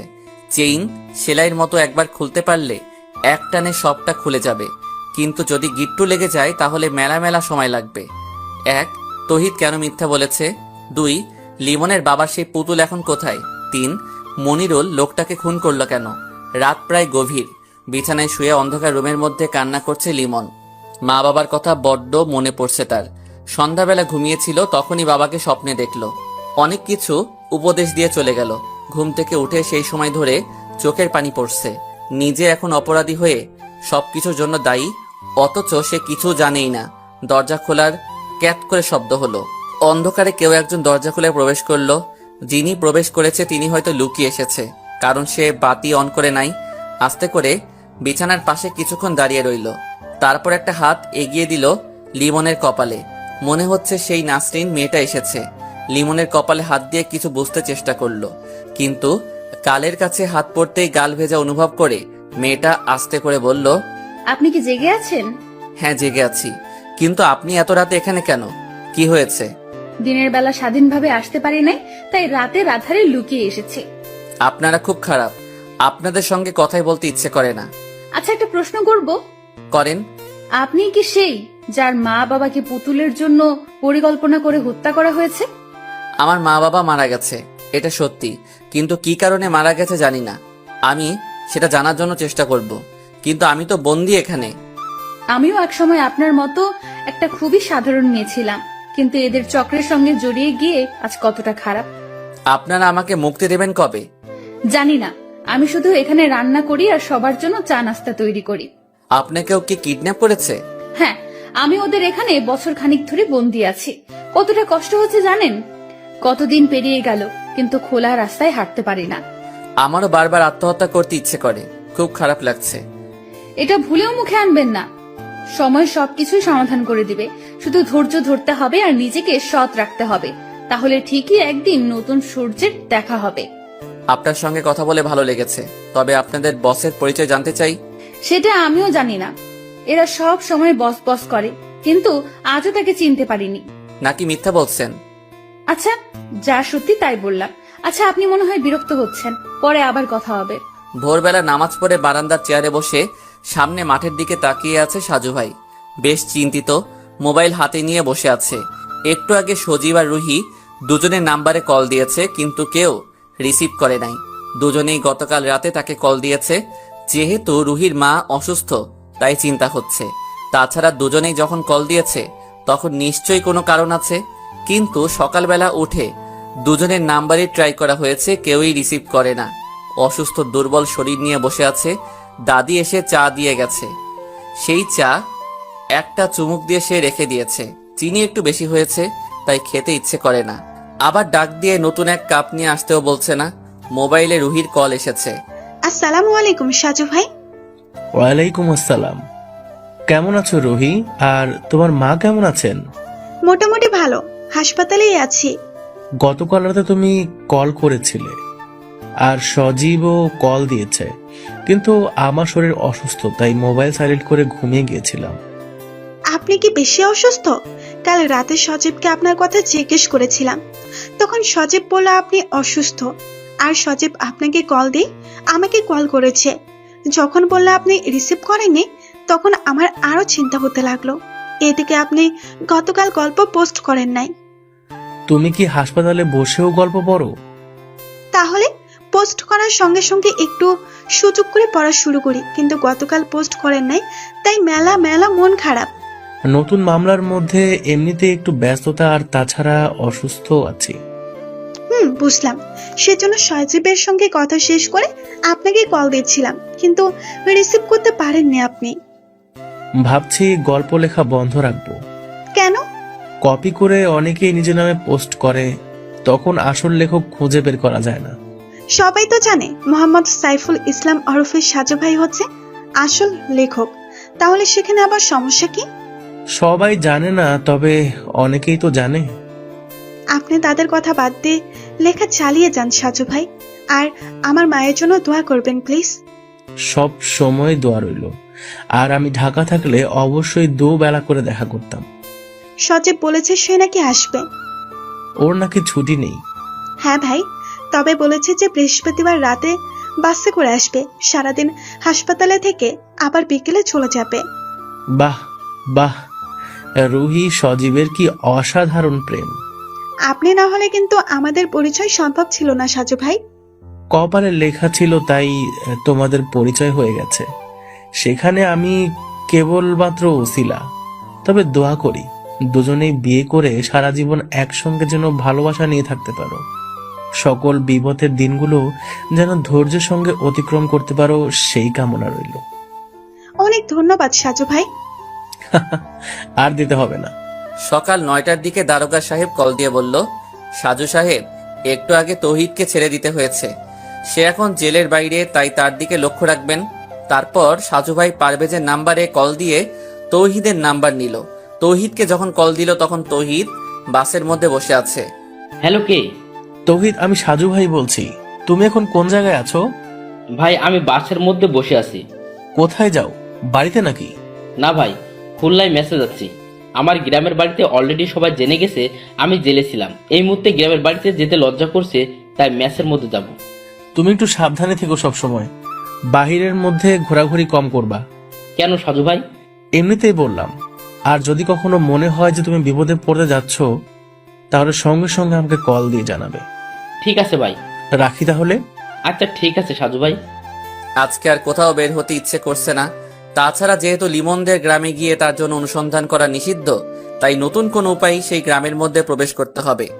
আসরের কিছুক্ষণ পর সাজু ভাই নিজেদের পুকুরের পাড়ে হাঁটছিল, এমন সময় তৌহিদ কল দিল। সাজু খানিকটা অবাক হয়ে রিসিভ করলো। সাজু ভাই, আমাকে ক্ষমা করুন প্লিজ। মানে কি হয়েছে হঠাৎ? আমার মনে হচ্ছে ওরা আমাকে শেষ করবে। আমি পুরোপুরি নিশ্চিত। কারা খুন করবে? আমি তাদের চিনি না। আমার সঙ্গে শুধু দুজন মানুষের দেখা হয়েছে, তাও সেদিন রাতে। কিন্তু তাদের দলনেতা আমি চিনি না। কোন দিন রাতে? যেদিন মনিরুল ভাইয়ের খুন হয়েছে।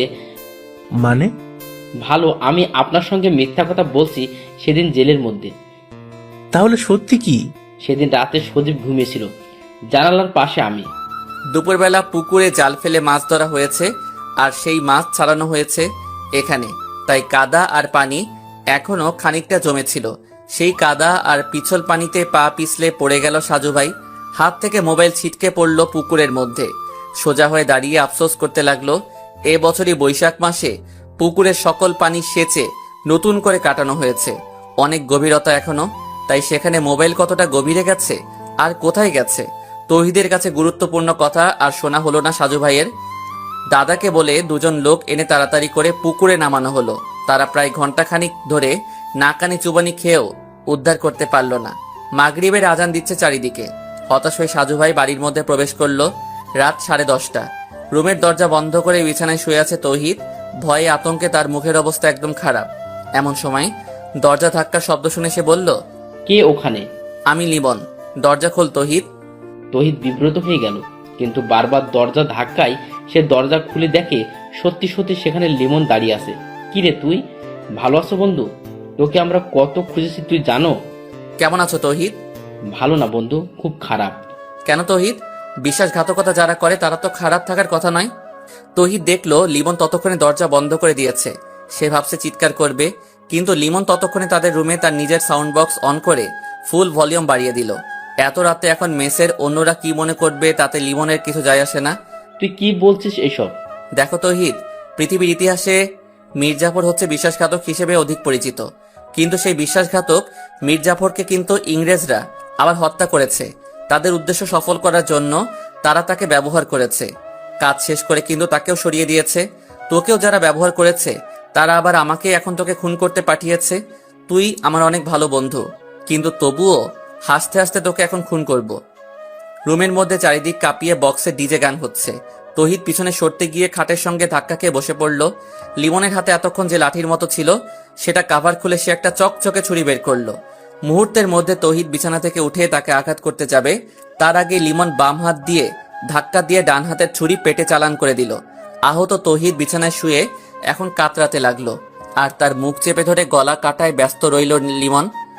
তৌহিদের লাশটা ভালো করে বিছানায় শুইয়ে দিয়ে একটা কাঁথা দিয়ে ভালো করে মুড়িয়ে দিল। দেখলে মনে হয় যেন কেউ ঘুমিয়ে আছে। তারপর নিজের রক্তমাখা গেঞ্জি খুলে আরেকটা গেঞ্জি পরে গান বন্ধ করলো। তৌহিদের মোবাইল বের করে সাজুর নাম্বারে কল দিল লিমন, কিন্তু নাম্বার তো বন্ধ, কারণ পুকুরে মোবাইল পড়ে গেছে তা তো কেউ জানে না। দরজা খুলে দেখে মেসের দুজন সদস্য দাঁড়িয়ে আছে, মাহিম ও তমাল। তমাল বলল, কি রে লিমন তুই? হ্যাঁ আসলাম মাত্র, কিন্তু তৌহিদের তো অনেক জ্বর এসেছে। তোরা থাক, আমি ডাক্তার নিয়ে আসি। সন্ধ্যাবেলা দেখেছি মন খারাপ করে বসে আছে, তখনই বুঝেছি শরীর অসুস্থ। তোর একটু থাক, আমি ডাক্তারের কাছে গিয়ে দেখি কি করা যায়। আচ্ছা ঠিক আছে। লিমন চলে গেল। ওরা দুজন রুমে প্রবেশ করে দাঁড়িয়ে রইল। একটু পরে খাটের পাশে রক্তমাখা গেঞ্জি ও ছুরি দেখে দুজনেই আঁতকে উঠেছে। মাহিম ভয়ে ভয়ে তৌহিদের শরীর থেকে কাঁথা সরিয়ে দুজনেই চিৎকার করে ওঠে। গলা ও পেটে ছুরিকাঘাত করে নির্মমভাবে হত্যা করা তৌহিদের লাশটা পড়ে আছে। মাহিম দ্রুত রুম থেকে বের হয়ে রাস্তায় এসে দেখে সমস্ত রাস্তা ফাঁকা, কোথাও কেউ নেই। তৌহিদকে খুন করে লিমন পালিয়ে গেছে এটা ছড়িয়ে গেছে মুহূর্তেই। থানায় খবর দেওয়া হয়েছে। মেসের মধ্যে সকল সদস্য জড়সড় হয়ে দাঁড়িয়ে আছে। সকলের মনে একটা আতঙ্ক, কিন্তু খুনটা যে লিমন করেছে সেটা নিয়ে অনেকের মনে যেন সন্দেহ সৃষ্টি হচ্ছে। যেহেতু লিমন নিখোঁজ, তাছাড়া তাকে আসতে বা যেতে কেউ দেখেনি, তাহলে কিভাবে লিমন এসে খুন করেছে? তাছাড়া তমালের সঙ্গে মাগরিবের পরে তৌহিদের খানিকটা ঝগড়া হয়েছে। তৌহিদ কিছু টাকা পাবে তমালের কাছে, সেই টাকার জন্য একটু কথা কাটাকাটি। তমাল এমনিতেই একটু উশৃঙ্খল টাইপের ছেলে, গাঁজা টাজা খায়, আবার স্থানীয় কিছু বাজে ছেলেদের সঙ্গে আড্ডা দেয়। পুলিশ আসার পরে যখন জিজ্ঞাসাবাদ করা হয় তখন সবাই তমালের কথাটা বলে, কিন্তু পরক্ষণে যখন রক্তমাখা গেঞ্জিটা মাহিম পুলিশের সামনে দেখিয়ে দেয় তখন মোটামুটি চুপ করে সবাই। পুলিশ তমালকে বলল, তোমরা কি নিশ্চিত যে ওই ছেলেটা লিমনই ছিল? হ্যাঁ স্যার, রুমের মধ্যে গান বাজছিল, আমরা সামান্য কৌতূহল নিয়ে দাঁড়িয়েছিলাম। তার একটু পরেই দরজা খুলে লিমন বের হলো। আমাদের দেখে স্বাভাবিকভাবেই বলল যে তৌহিদ অসুস্থ, তাই সে ডাক্তারের কাছে যাচ্ছে। কিন্তু আমরা রুমে ঢুকে যখন দেখি তৌহিদের লাশটা পড়ে আছে, তখন রাস্তায় নেমে কোথাও দেখিনি। লিমন রক্তমাখা গেঞ্জি রেখে কেন গেল? পরনে কি কিছু ছিল? স্যার, লিমনও তো এই রুমে থাকতো, আর রুমে তার অনেক কাপড় চোপড় আছে। রক্তমাখা গেঞ্জি পরিবর্তন করে ফ্রেশ একটা পড়ে গেছে হয়তো, যেন কিছু বুঝতে না পারি। লিমনের সঙ্গে তৌহিদের সম্পর্ক কেমন ছিল? মানে বন্ধুত্ব সৃষ্টি হয়েছে নাকি মন কষাকষি? স্যার, খুব ভালো বন্ধু ছিল ওরা। যেদিন রাতে লিমনের মা বাবা খুন হয়েছে সেদিন সেই গভীর রাতে তৌহিদ সঙ্গে গেছে। লিমনের বাবা মা কিভাবে মারা গেছে? শুনেছি খুন করা হয়েছে, কিন্তু কারা জড়িত বা কিসের জন্য তা জানি না। ঠিক আছে, আমরা লাশ নিয়ে যাচ্ছি। যে কোনো সময় যে কোনো মুহূর্তে আসতে পারে। ম্যাচের কোনো সদস্য খুলনা থেকে বের হবে না। পরবর্তী নির্দেশ দেয়া পর্যন্ত ম্যাচে থাকবে। সাজু ভাই তাদের স্থানীয় বাজারে গিয়ে সিম কার্ড রিপ্লেস করে এনেছে। জরুরি প্রয়োজনে নাম্বার চালু রাখা একান্ত জরুরি। রাজু তাকে বলেছে যে সকল সিম নাকি রিপ্লেস করা যায় তাদের বাজারে, তাই রিপ্লেস করে এনেছে। বাড়িতে ফিরে দাদার মোবাইলে নিজের সিম লাগিয়ে নিল। তার দাদার কাছেও অ্যান্ড্রয়েড ফোন, কারণ সাজুর সঙ্গে সবসময় ভিডিও কলে কথা হতো। সিম চালু করে সে অপেক্ষা করতে লাগলো যদি তহিদ আবারও কল দেয়। তবে তখন ছিল রাত 11টার মতো। ততক্ষণে তহিদ খুন হয়ে গেছে, কিন্তু সাজু জানে না। ডিনার করে বিছানায় শুয়ে কবিতার সঙ্গে কথা বলতে ইচ্ছে করছিল, আর তাই মুখস্থ নাম্বারটা ডায়াল করলো। কবিতা রিসিভ করে বলল, যে মানুষটা বাড়িতে গিয়ে সঙ্গে সঙ্গে কল দেবার কথা সে আজকে কল দিল, তার মানে কি মাত্র বাড়িতে গেছে? তুমিও তো খবর নিলে না। অসুস্থ শরীর নিয়ে গ্রামের বাড়িতে আসলাম, একটা কল দিয়ে তো জিজ্ঞাসা করলে না কেমন আছেন সাজু ভাই। আমি যে কারো উপর অভিমান করে আছি সেটা বোঝার ক্ষমতা কি তার আছে? অসুস্থ মানুষের উপর রাগ করতে নেই, কারণ হুট করে মরে গেলে আফসোস করতে হবে। একদম মুখ ভেঙে দেব। কেন? মানুষ মরতে পারে না? তুমি কি আমাকে বিয়ে করবে? তারপর আমরা দুজন একসঙ্গে সংসার করব, আমাদের বাচ্চা হবে, তারপর দুজনেই মারা যাব। মৃত্যু কি কখনো সংবাদ দিয়ে আসে? তবুও মানুষ কিন্তু স্বপ্ন আর আশায় বেঁচে থাকতে চায়, তাই না সাজু? আমার শরীর সত্যি সত্যি খুব খারাপ, কিন্তু এমন একটা মামলায় জড়িয়ে গেলাম যে অসমাপ্ত রেখে কোথাও যাওয়া যাবে না। বেঁচে থাকলে এমন অসংখ্য মামলার রহস্য বের হতে পারবে। তুমি কিন্তু আমার নিষেধ করা সত্ত্বেও ওই মামলায় জড়িয়ে গেছো, আর সেজন্যই কিন্তু তোমার প্রতি আমার অসংখ্য অভিমান আর মনের মধ্যে কষ্ট। কষ্ট কেন? এখন আমার কোনো কথার গুরুত্ব তোমার কাছে নেই, তাই কষ্ট লাগে। তুমি তো ভালো করে জানো যে আমি তোমাকে কতটা সময় দেই। জানি, সেটা আমার পরম সৌভাগ্য। হতভাগা এই কবিতার জীবনে তোমার মতো মানুষের ভালোবাসা পাওয়া সত্যিই ভাগ্যের। পৃথিবী বড্ড অদ্ভুত কবিতা। যে মানুষটা অনেক সাধনা করে তার প্রিয় মানুষটাকে চায়, আল্লাহ সেই মানুষটাকে তাকে দেয় না। নিষ্ঠুর পৃথিবী যেন আজকাল আর কারো কষ্ট বোঝে না। একজনের ভালোবাসা নিয়ে যায় অন্য কেউ। তুমি আমাকে সারা জীবন একসঙ্গে রাখবে তো? শুধু তোমার হয়ে থাকতে চাই। যদি কোনোদিন বিয়ে নাও করি, তবুও তোমাকে আমার মনের মধ্যে রাখবো আজীবন। আর যদি বিয়ে হয়ে যায় তাহলে তো স্বপ্ন পূরণ হবে, তাহলে তো সমস্যা নেই। এখনো আমাকে জ্যোতির মধ্যে থাকতে হবে? কথার কথা বললাম। খেয়েছো রাতে? হ্যাঁ, তুমি? না, খাবো একটু পর। সন্ধ্যার পরে ঘুমিয়েছিলাম, আর একটু আগে ঘুম থেকে উঠে এসব নামাজ পড়লাম, তাই দেরি হচ্ছে। দুজনের মধ্যেই কথা চলে অজস্র। সবকিছু হয়তো আমাদের জানার দরকার নেই, তাই আপাতত তাদের কথোপকথন বন্ধ রাখলাম। 1.5 ঘন্টা কথা শেষ করে সাজু অনলাইনে গেল। বেশ কিছু মেসেজ জমা আছে। সেই মেসেজের ভিড়ে লিমনের আইডি দিয়ে মেসেজ দেখে সাজু অবাক হয়ে গেল। লিমন লিখেছে, সাজু ভাই আসসালামু আলাইকুম। আর কেমন আছেন সাজু ভাই? আমি আলহামদুলিল্লাহ ভালো আছি। এই কিছুক্ষণ আগে আপনার নাম্বারে কল দিলাম, কিন্তু নাম্বার বন্ধ। আমি এখন ভৈরব নদীর তীরে সেই চরেরহাট এলাকায় রাতের উত্তাল ঢেউ খেলানো শব্দের কাছে দাঁড়িয়ে আছি। একটু আগে তৌহিদকে খুন করে এলাম, হয়তো সামনে আরো বেশি বাড়তে পারে। আগের দুটো খুন আমি করিনি, তবু আমাকে ফাঁসানো হয়েছে। তৌহিদ আমার সঙ্গে বেইমানি করেছে সাজু ভাই। আপনি কখনো সেই চিরকুট পেয়ে বিশ্বাস করবেন না, কারণ আমি যাদের খুন করব তাদের কথা আপনাকে শুধু জানাবো, কখনো চিরকুট লিখব না। কিছুক্ষণ স্তব্ধ হয়ে বসে রইল সাজু। সামান্য কিছু সময় মোবাইলের স্ক্রিনে তাকিয়ে মাথা ব্যথা শুরু করেছে, কিন্তু তৌহিদ খুন হয়েছে সেটা তাকে খুব ব্যথিত করছে। কিছু কিছু জায়গায় কল দিতে হবে, কিন্তু কারো নাম্বার নেই। তৌহিদ বেইমানি করেছে। গতকাল বিকেলে তার সঙ্গে কথা বলতে বলতে মোবাইল পানিতে পড়ে গেছিল। তৌহিদ তাকে কিছু একটা বলার চেষ্টা করেছিল, কিন্তু বলতে পারে নাই। সে হয়তো বুঝতে পেরেছিল তাকে খুন করা হবে, তাই একদম শেষ মুহূর্তে স্মরণ করেছিল। কিন্তু সেই বেইমানিটা কি, কিসের জন্য তাকে খুন হতে হয়েছে? খুব সকালবেলা ঘুম থেকে উঠে ফজরের নামাজ পড়ে বাড়ির সামনে হাঁটছিল সাজু।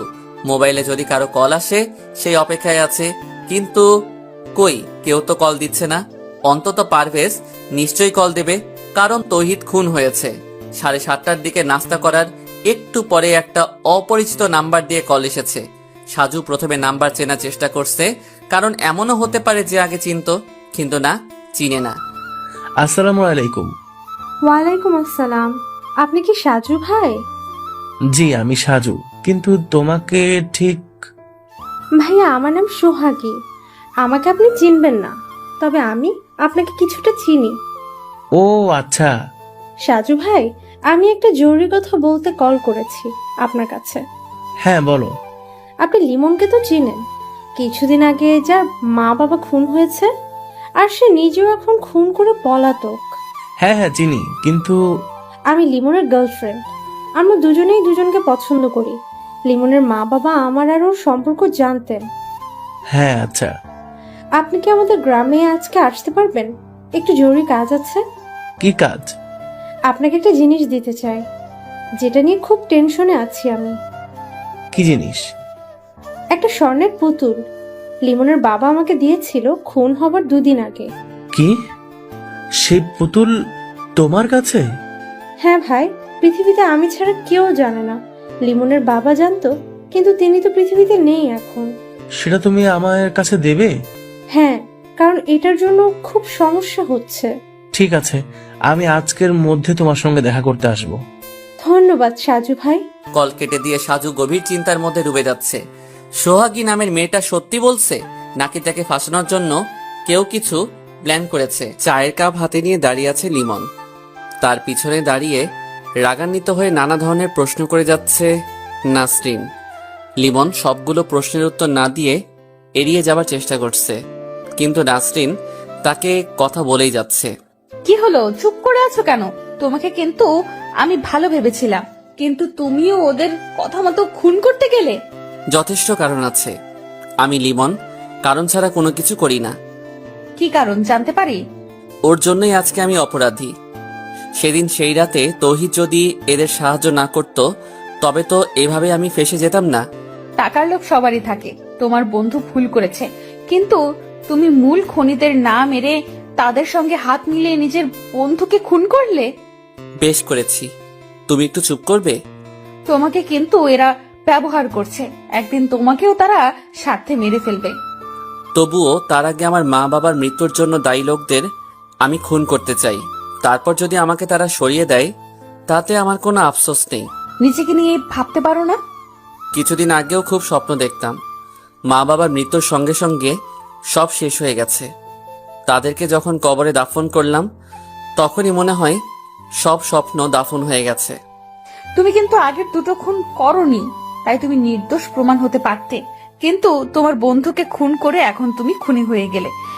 ভেবেছিলাম তোমাকে নিয়ে এই বন্দি থেকে বের হব, কিন্তু তুমি এখন যাও, বিরক্ত লাগছে। ভালো কথা কারোরই ভালো লাগে না। সবাই শুধু এই নর পিশাচিদের দলে যোগ দেয়, কেউ তাদের বিরুদ্ধে রুখে দাঁড়ায় না, আর এইভাবেই ওরা দিনে দিনে অপরাধের পাহাড় করছে। একটা কথা বলবো? বলো। আমি আমার মা বাবার খুনিদের শেষ করে যদি এদেরকে শেষ করতে চাই, তাহলে কি তোমার সহযোগিতা পাবো? কিন্তু ততদিনে ওরা তোমাকেও সরিয়ে দেবে। ওরা যেভাবে পরিকল্পনা করবে, আমি তার ঠিক উল্টো পরিকল্পনা করব। আচ্ছা তুমি বলো তো, এদের বসের সঙ্গে এরা কিভাবে যোগাযোগ করে সব সময়? নিজাম ভাইয়ের সঙ্গে বসে সরাসরি যোগাযোগ, আর বাকি সবাই শুধু কলে কথা বলে আর লিখিত নোটিশ পায়। আচ্ছা ঠিক আছে। তোমাকে একটা কথা বলতে চাই লিমন। বলো।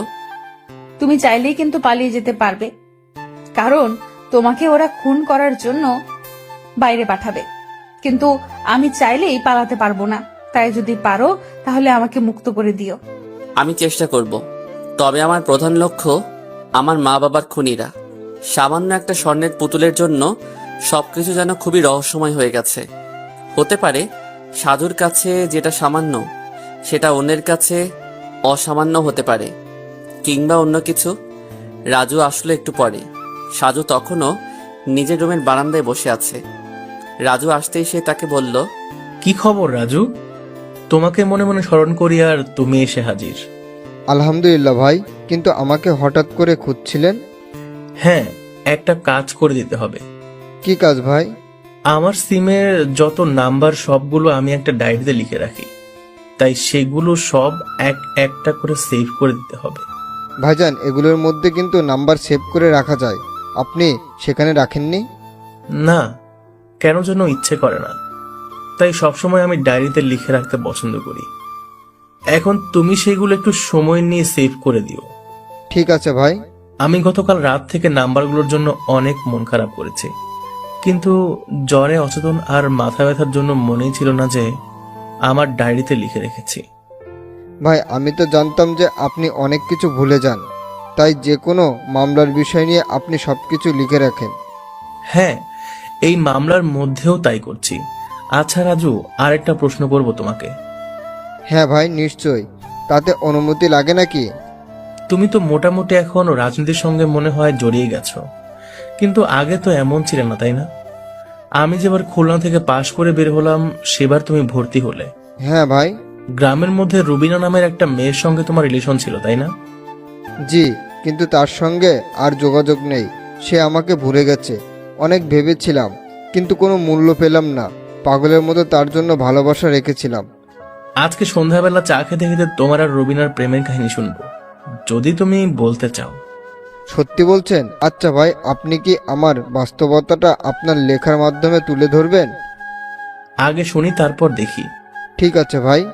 পিরোজপুরের পুরাতন বাস স্ট্যান্ড থেকে রিক্সা নিয়ে বলেশ্বর সেতুর দিকে এগিয়ে যাচ্ছে সাজু ভাই। রাজুকে সঙ্গে আনা হয়নি, কেন যেন মনে হয়েছে তাকে আনার দরকার নেই, কারণ পুতুলটা যে সাজুর কাছে থাকবে সেটা যেন সোহাগী নামে সেই মেয়ে আর সে জানে। যদি তৃতীয় কানে পৌঁছে যায় তাহলে সমস্যা হতে পারে, তাই একাই এসেছে সাজু ভাই। নিজের বাইকটা বাস স্ট্যান্ডে রেখে এসেছে, কারণ কেউ যদি ফলো করে তবে যেন কিছু বাহানা করা যায়। ব্রিজের ঠিক মাঝখানে কালো বোরকা পরে মুখ আটকে ছাতা মেলে দাঁড়িয়ে আছে সোহাগী। তাকে শনাক্ত করতে খুব বেশি অসুবিধা হয়নি সাজুর। সামনে দাঁড়িয়ে বলল, কেমন আছো তুমি? জি আলহামদুলিল্লাহ। দুঃখিত, তোমাকে খানিকটা অপেক্ষা করতে হয়েছে। আসলে আসরের নামাজ জামাতে আদায় করে আসলাম বাস স্ট্যান্ডে।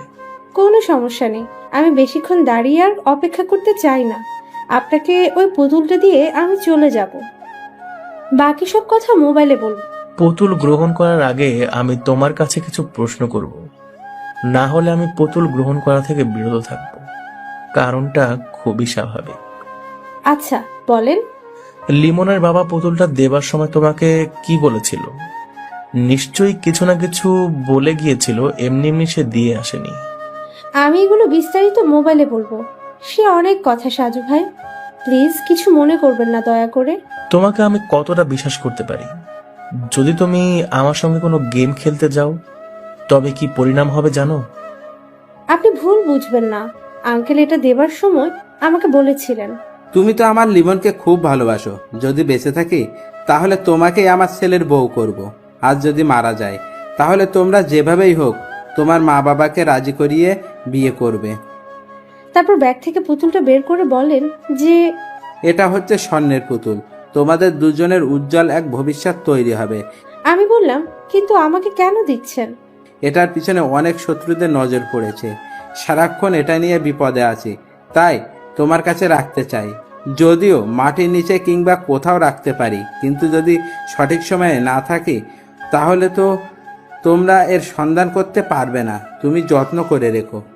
আঙ্কেল তাহলে নিজের সব বিপদ অনুভব করতে পেরেছিল, কিন্তু তার ভুল ছিল তিনি এটা অন্য কারো কাছ থেকে এনে নিজের স্বার্থপরের মতো ভোগ করতে চেয়েছিলেন।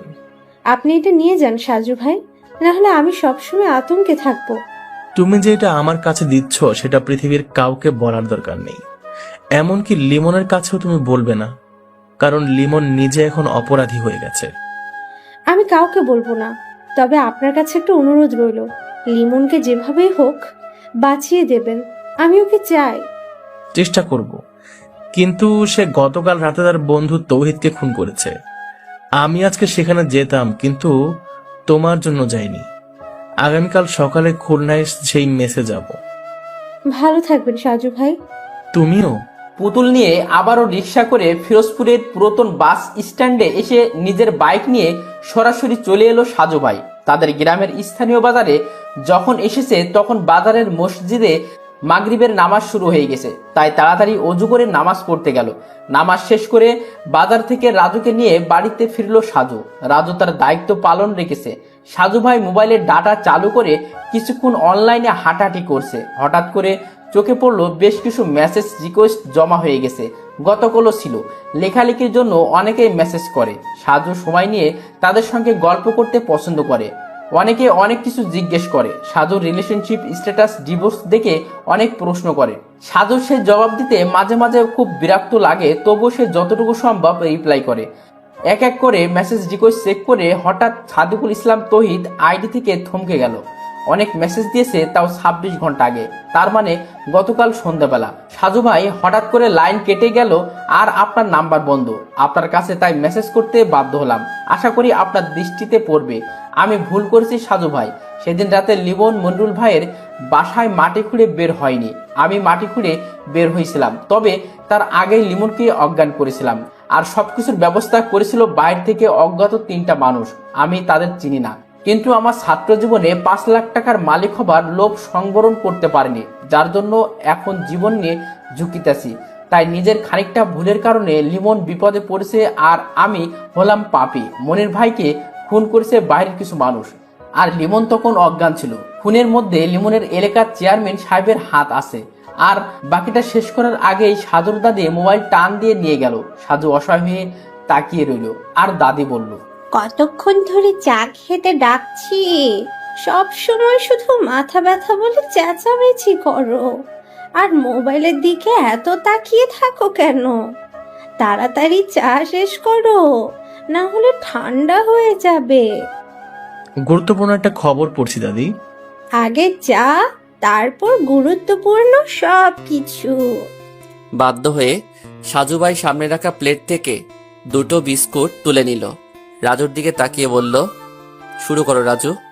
এদিকে মাগরিবের একটু পরে নিজের বিছানায় শুয়েছিল লিমন, আর তখনই নিজামুদ্দিন রুমের মধ্যে প্রবেশ করলো। লিমন আস্তে করে বিছানায় উঠে বসলো। নিজামুদ্দিন বলল, আজকে রাতে তোমার এলাকার চেয়ারম্যানকে চিরনিদ্রায় শায়িত করতে হবে। তিনিও তোমার মা বাবার সঙ্গে জড়িত। তোমাকে চেয়ারম্যান বাড়ি পর্যন্ত পৌঁছে দেওয়া হবে। তারপর তুমি কিভাবে খুন করে ফিরে আসবে সেটা তোমার দায়িত্ব। আর যদি উল্টোপাল্টা কিছু করো তাহলে কিন্তু তোমার জন্য জেলের দরজা খোলা। লিমন শুধু বলল, চেয়ারম্যানকেও খুন করতে হবে? হ্যাঁ, চেয়ারম্যানকে খুন করতে হবে, না হলে তো তোমার মা বাবার মৃত্যুর জন্য দায়ী। অপরাধীদের শাস্তি সম্পন্ন হবে না। তুমি তো নিজের হাতে খুনের সঙ্গে জড়িত সবাইকে খুন করতে চাও, আর সেই ব্যবস্থা আমরা তোমাকে করে দিচ্ছি। কিন্তু এত কিছু করে আপনাদের লাভ কি? আমি আপনাদের কেউ না, কিন্তু তবুও আপনারা আমার সহযোগিতা করছেন কেন? পৃথিবীতে স্বার্থ ছাড়া কেউ কিছু করে না। বাচ্চা যদি কান্না না করে তবে কিন্তু মা কখনো দুধ পান করায় না। হ্যাঁ, আমাদের কিছু স্বার্থ আছে। কিসের স্বার্থ আমি কি জানতে পারি? তোমার বাবার কাছে একটা স্বর্ণের পুতুল ছিল, সেটা এখন কোথায় আছে সেই তথ্য তোমাকে খুঁজে বের করতে হবে। তবে সেটা এখন নয়, তুমি আগে তোমার মা বাবার মৃত্যুর জন্য দায়ী সকল অপরাধী খুন করবা, তারপর। একের পর এক হত্যা করাচ্ছেন আপনারা। তবে আমি নিশ্চিত এদের সঙ্গে আপনাদের ব্যক্তিগত কিছু ঝামেলা হয়েছে। তুমি কিন্তু বেশি কথা বলো। ভুলে যেও না, যদি তোমাকে পুলিশে ধরিয়ে দেই তাহলে কিন্তু তোমার ফাঁসি হবে। তাই বেশি কৌতূহল না করে চুপচাপ যা বলা হয়েছে তাই করো। আমাদের কাজ শেষ হলে আমরা তোমাকে দেশ ছাড়তে সাহায্য করব। বিশ্বাস হয় না? কেন? আমি পুরোপুরি নিশ্চিত যে আপনারা সব কাজ শেষ হলে আমাকেও শেষ করবেন। আপনি বা আপনার বস খুব ভালো খেলোয়াড়। নিজেদের স্বার্থের জন্য যখন যাকে দরকার তাকে ব্যবহার করেন, কিন্তু পরে ঠিকই তাদের সরিয়ে দেন এই পৃথিবী থেকে অনেক দূরে। কি বলতে চাও তুমি? কিছু না। তৌহিদকে খুন করে আমার অনেক খারাপ লেগেছে। ও ছিল আমার সবচেয়ে ভালো একটা বন্ধু। কিন্তু সে তোমার সঙ্গে বেইমানি করছে। কিন্তু তার কোনো প্রমাণ নেই। আপনার কথার উপর ভিত্তি করে তাকে হত্যা করেছি।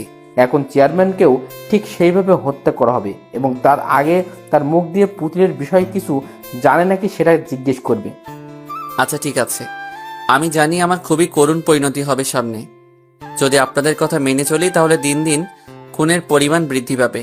আর যদি কথা না শুনি তাহলে তো আমি হব আইনের চোখে অপরাধী। তাই যতদিন বাঁচি ততদিনও খুনিদের শেষ করতে চাই। তারপর যা হবার হোক। তৈরি থেকো। নিজামুদ্দিন রুম থেকে বের হয়ে গেল। এতক্ষণ দরজার আড়ালে দাঁড়িয়ে সবকিছু শুনছিল সেই নাসরিন। লিমনের কথাগুলো শুনে তার চোখ দিয়ে পানি বেয়ে পড়ছে। নিজাম চলে যাওয়ার পরে সে রুমের মধ্যে ঢুকে লিমনের দিকে তাকিয়ে রইল কিছুক্ষণ। কিছু বলবে? অনেক কিছু বলতে চাই, আমি বললেই কি তুমি আমার কথা শুনবে? বলে তো দেখতে পারো, তাই না? তুমি ওদের কথা মতো খুন না করে এখান থেকে পালিয়ে যাও, প্লিজ প্লিজ। কেন? তুমি খুব ভালো একটা ছেলে, পড়াশোনা করে অনেক ভালো ভবিষ্যৎ তোমার সামনে, কিন্তু এই ভাগ্যের উত্থান পতনের জন্য আজ তুমি কতটা খারাপ হয়ে গেলে। তাই তোমার কাছে অনুরোধ রইল, তুমি যখন বের হবে তখন যশোর থেকে বর্ডার পার হয়ে ইন্ডিয়া চলে যাও। কিন্তু তাহলে তো আমার মা বাবার মৃত্যুর জন্য দায়ী লোকদের চিনতে পারবো না। সবাই তখন দিব্যি সুন্দর জীবনযাপন করবে, কিন্তু যেখানে আমার মা বাবা মারা গেছে সেখানে আমাকেই পালিয়ে যেতে হবে। নিজের জীবন বিপদে না ফেলে সেটাই করতে হবে লিমন। জানি না তোমার দিকে তাকালে কেন যেন খুব কষ্ট লাগে। আচ্ছা চলো না, তুমি আর আমি পরিকল্পনা করে পালিয়ে যাই, দেশ ছেড়ে ভারতে গিয়ে কোনো একটা প্রদেশে জীবন পার করে দেব। সেটা সম্ভব না। কেন? আমি একজনকে ভালোবাসি। ও আচ্ছা, কে সে? আমাদের গ্রামের মেয়ে, নাম সোহাগী। আমার জন্য সে সারা জীবন অপেক্ষা করবে। যদি মারা যায় সেটা ভিন্ন কথা।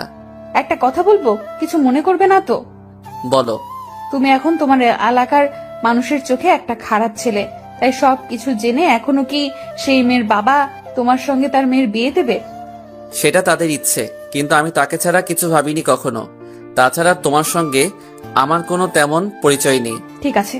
চা নাস্তা শেষ করে সাজু ভাই তৌহিদের বাকিটা মেসেজ পড়ল, আর চেয়ারম্যান সাহেব পরবর্তী টার্গেট সেটা মোটামুটি করে পরিষ্কার বুঝতে পারা গেল।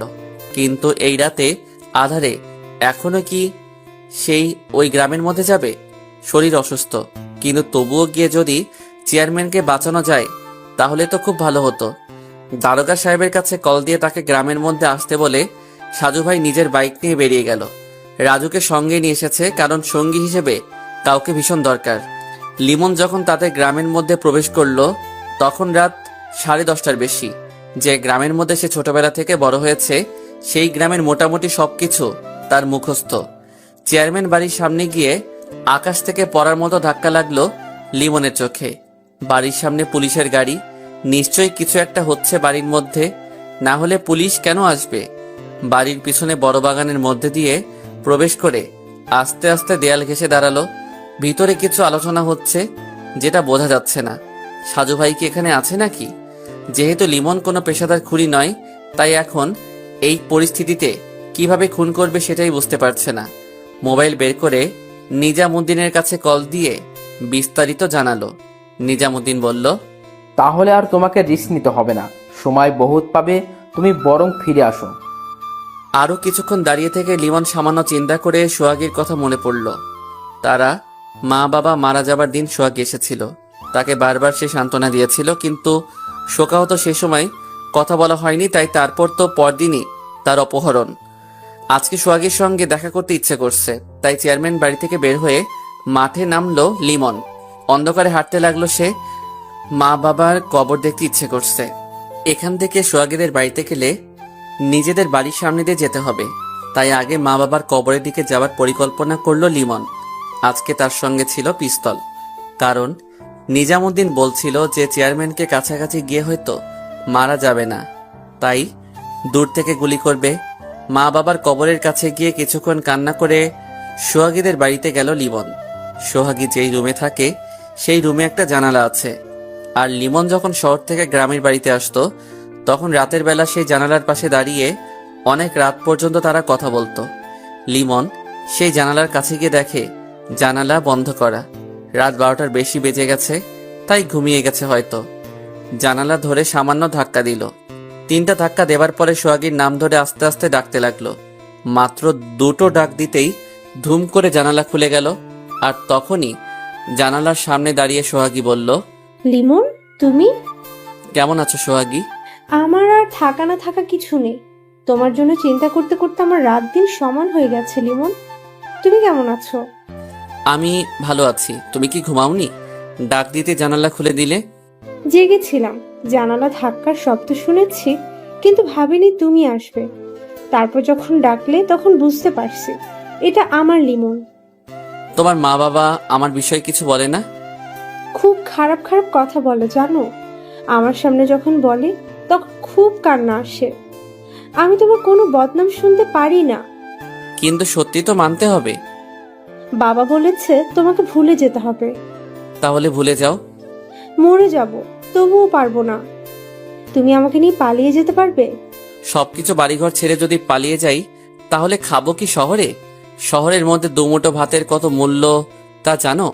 আমরা ওই স্বর্ণের পুতুল বিক্রি করব, তাহলে তো আমাদের মেলা মেলা টাকা হবে। কি বললা? তুমি সেই পুতুলের কথা জানো? হ্যাঁ জানি, পুতুলটা আমার কাছেই ছিল, কিন্তু তোমার কোনো খোঁজ নেই। এদিকে ওটা নিয়ে খুব দুশ্চিন্তা হচ্ছিল, তাই আমি সাজু ভাইয়ের কাছে কল দিয়ে দেখা করলাম। তারপর তাকে সবকিছু বলে তার হাতে পুতুলটা দিয়ে দিয়েছি। এখন সেই পুতুল কার কাছে? সাজুভাইয়ের কাছে আছে? হ্যাঁ। আমার ওই পুতুল যেভাবেই হোক ছিনিয়ে নিতে হবে সোহাগী। কোথায় যাচ্ছ? সাজু ভাইয়ের এলাকায়। আজকে রাতের মধ্যে আমি সাজু ভাইয়ের সঙ্গে দেখা করে পুতুল নিয়ে নেব। মাথা ঠান্ডা করো প্লিজ। আচ্ছা, আমি যেহেতু তার কাছে দিয়েছি, সেহেতু আমি তাকে বলে যদি চাই তাহলে তো দিয়ে দেবে। পাগল নাকি তুমি? সাজু ভাই গোয়েন্দা মানুষ, তাই তিনি অজস্র প্রশ্ন করবে তোমাকে। কিন্তু তুমি ওটা দিয়ে কি করবে? আমার তো মনে হচ্ছে না যে তুমি আমাদের ভবিষ্যতের জন্য সেটা হাত করতে চাচ্ছ। সোহাগী শোনো, ওই পুতুলের জন্য অনেক কিছু ঘটছে। একজন করে খুন করে আরেকজনকে দিয়ে সেই খুনিকে খুন করানো হচ্ছে, মানে কাঁটা দিয়ে আবার কাঁটা নির্মূল করা হচ্ছে। আমিও এখন একটা কাঁটা, আমাকেও যে কোনো সময় তারা কাঁটা দিয়ে তুলে ফেলবে। তাই তার আগেই আমি সেই আসল পরিকল্পনাকারীর কাছে পৌঁছাতে চাই, আর তার জন্য দরকার সেই পুতুল। পুতুলটা হলে আমি আসল প্ল্যানকারীর নিকটে যেতে পারবো সোহাগী। জানালা ধরে হতাশ হয়ে দাঁড়িয়ে আছে সোহাগী, আর অন্ধকারে বাগান চিরে বের হয়ে হাঁটতে লাগলো লিমন। সোহাগী ভাবছে কেন যে লিমনের সঙ্গে পুতুলের কথা বলতে গেল। এখন যদি সেই কারণে সাজু ভাইয়ের কোনো ক্ষতি করে। মোবাইল বের করে কল দিল, কিন্তু রিসিভ হচ্ছে না। চেয়ারম্যান বাড়ি থেকে বাড়িতে ফিরে ঘুমাতে ঘুমাতে রাত 2টো বেজে গেছিল। তাড়াতাড়ি করে বিছানায় শুয়ে মোবাইল সাইলেন্ট করে ঘুমিয়ে গেছিল সাজু ভাই, কিন্তু ফজরের খানিকটা আগে কারো মৃদু ডাকে ঘুমটা ভেঙে গেল। রুমটা অন্ধকার, তবে তার বিছানার সামনে অন্ধকারে কেউ যে দাঁড়িয়ে আছে সেটা বোঝা যাচ্ছে। বিছানা থেকে উঠতে গিয়ে উঠতে পারল না, কারণ তার হাত পা খাটের সঙ্গে বাঁধা। কে ওখানে? সাজু ভাই, আমি লিমন। কেমন আছেন? লিমন, তুমি এখানে কিভাবে আসলে? আর তুমি আমার হাত পা বেঁধে রাখছো কেন? সবকিছু বলবো, আগে বলেন সেই পুতুলটা কোথায়? কিসের পুতুল? স্বর্ণের পুতুল। সোহাগী যেটা আপনাকে দিয়েছে, আমি সেই পুতুলের কথা বলছি। সোহাগে আমাকে কোনো পুতুল দেয়নি। কেন শুধু শুধু মিথ্যে কথা বলছেন? ভাই, আমি কিন্তু এখন খুব খারাপ। আমার সঙ্গে একটা খুব ছোট্ট একটা পিস্তল আছে। রাত 10টার দিকে চেয়ারম্যানকে খুন করতে গেছিলাম, কিন্তু সেখানে নিশ্চয়ই আপনি গেছিলেন, তাই না? আপনার জন্য আমি আমার মা বাবার মৃত্যুর জন্য দায়ী একটা অপরাধীকে মারতে পারিনি। তাহলে তুমি সত্যি সত্যি গিয়েছিলে? হ্যাঁ, গেছিলাম। এবার আপনি তাড়াতাড়ি পুতুলের সন্ধান বলেন, না হলে কিন্তু আমার পিস্তলের গুলি খরচ করার পরিকল্পনা করতে হবে।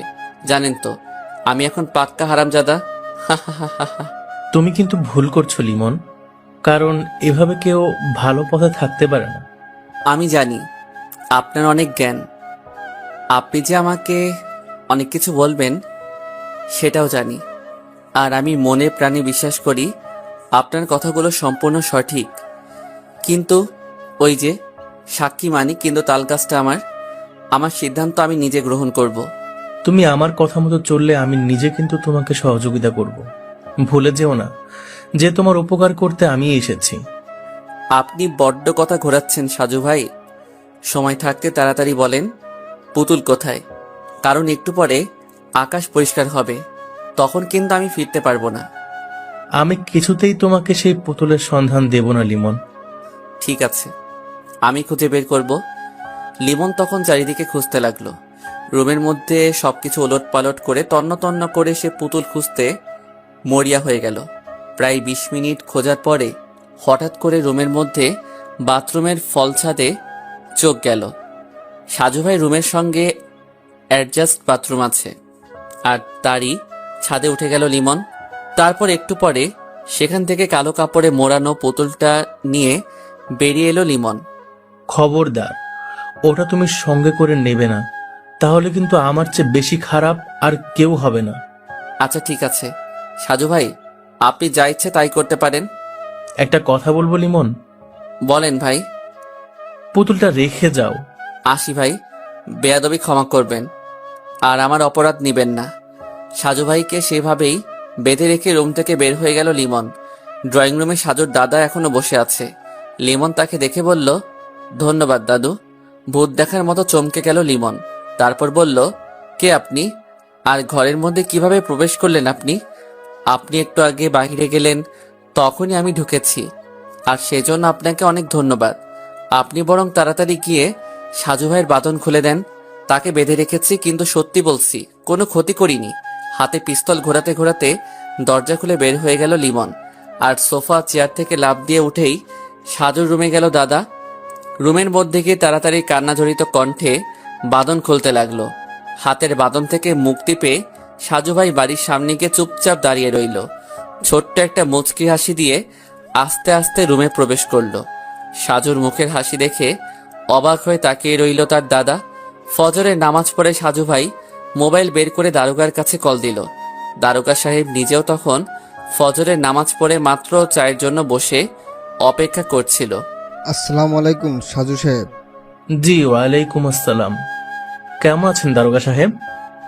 গতকাল রাতে বাসায় ফিরতে তো রাত পেরিয়ে গেল, চোখে এখনো ঘুম টলমল করে।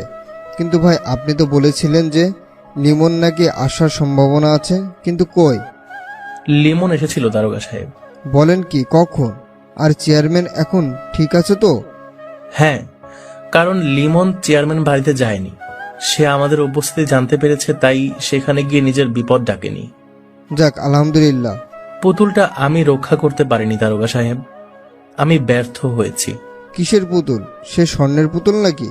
হ্যাঁ দারোগা সাহেব, লিমনের বাবা সেই পুতুল মৃত্যুর দুদিন আগে লিমনের গার্লফ্রেন্ড সোহাগের কাছে দিয়ে গিয়েছিল। সোহাগী সেদিন আমাকে সেই পুতুল দিয়েছিল। আমি কাউকে কিছু বলিনি, কারণ আমি অনুসন্ধান করছিলাম। তারপর? আজকে ফজরের কিছুক্ষণ পূর্বে আমার দাদা বাহিরে বের হয়েছিল, তখন দরজা খোলা দেখে লিমন প্রবেশ করেছে। আপনার দাদা তখন কেন বের হয়েছে? আর আপনি ঠিক আছেন তো? আমি ঠিক আছি।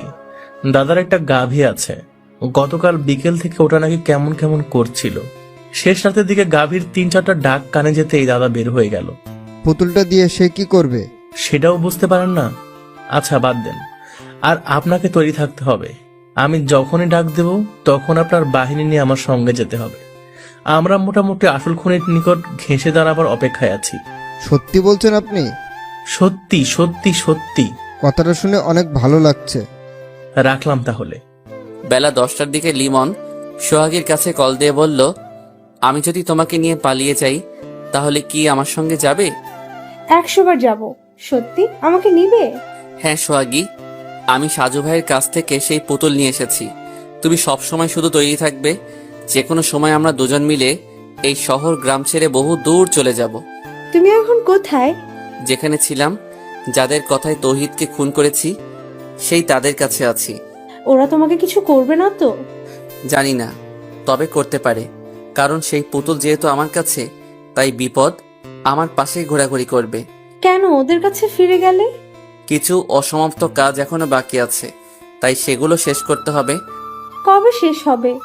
আমি পুতুল নিয়ে এসেছি, সেটা শুনে নিশ্চয়ই আসল গুটিবাজ সামনে আসতে পারে। তখন নিজের জীবনের পরোয়া না করে ওকে তো আমি বিনাশ করবই করব। সাবধানে থেকো, আমার খুব ভয় করছে। রুমের মধ্যে বিছানায় শুয়ে আছে লিমন। গতকাল রাতে ঘুমাতে পারিনি, তাই চোখ ভর্তি ঘুম ঘনিয়ে আসছে। চোখের উপর হাত দিয়ে বিছানায় শুয়েছিল। এমন সময় রুমের মধ্যে নিজামুদ্দিন ও আরো 4 জন প্রবেশ করলো। তুমি নাকি পুতুল নিয়ে আসছো লিমন? সেই পুতুল কোথায়? আপনি জানলেন কিভাবে? তোমার কি ধারণা যে আমরা কোনো খবর রাখি না, তাই না? তা ঠিক আছে, কিন্তু কোনো কিন্তু নেই। বলো পুতুল কোথায়? লিমনের কাছে বারবার জিজ্ঞাসা করার পরও যখন পুতুলের হদিশ পাওয়া গেল না, তখন নিজামুদ্দিনের আদেশে লিমনকে বাধা হলো। এতটা দ্রুত হয়ে গেল যে লিমন তার সঙ্গে থাকা পিস্তল ব্যবহার করা বা বের করার সুযোগ পেল না। বেলকুনিতে দাঁড়িয়ে গভীর মনোযোগ দিয়ে বাইরের বকুল গাছটার দিকে তাকিয়ে আছে সাজু ভাই। বকুল গাছটার ডালে একটা রঙিন পাখি। পাখির নামটা মনে আসছে না। রহস্যের গন্ধ ক্রমেশ তার নাকের সামনে উপস্থিত, কিন্তু সবটা সাজিয়ে যে কিভাবে প্রকাশ করা যায় সেটাই ভাবছে। দাদু, একটা কথা জিজ্ঞেস করব? হ্যাঁ দাদা, করো। ভোরবেলা ওই ছেলেটার পিছনে বাইক নিয়ে না গিয়ে মুস্কি হাসি দিয়ে বসে রইলি কেন? দাদাজান, ওই ছেলে একটা স্বর্ণের পুতুল নিতে এসেছিল আমার কাছে। কি? হ্যাঁ, সেদিন লিমনের নানা যেই পুতুলের কথা বলেছিল সেটা আমার কাছে ছিল। আজকে সেই পুতুল নিয়ে গেল ঠিকই, কিন্তু সেটা আসল পুতুল নয়। মানে? আমি আগেই ধারণা করেছিলাম যেহেতু লিমনের গার্লফ্রেন্ডের হাত থেকে পুতুল আমার কাছে এসেছে, সেহেতু এ কথা অবশ্যই জানাজানি হবে। তাই একটা নকল পুতুল আমি সংগ্রহ করে নিজের কাছে রেখেছি, আর আসল পুতুল তোমাদের ঘরে, অর্থাৎ দাদির পুরাতন পুটলির মধ্যে। আচ্ছা, বুঝতে পারছি, কিন্তু নকল পুতুল দেখে কি ওরা বুঝতে পারবে না? মানে দেখতে কি একই রকম নাকি? না দাদা, পুতুল দুটোই আলাদা। আর লিমন বা সেই মূল পরিকল্পনাকারী কিন্তু সেই পুতুল আগে দেখেনি। আর লিমনের পেছনে পেছনে বাইক নিয়ে তাড়া করিনি, কারণ ওই নকল পুতুল যেখানে থাকবে সেই স্থানের লোকেশন আমি দেখতে পারবো। কিভাবে? পরে বলবো দাদাজান, এখন একটু ভাবতে হবে, তাই পরে কথা বলবো। লিমন বিছানায় হাত পা বাঁধা অবস্থায় পড়ে আছে আর মনে মনে হাসছে। কয়েক ঘন্টা আগেই সে সাজুভাইকে এভাবেই বেঁধে রেখেছিল, আর এখন সে নিজেই বন্দী।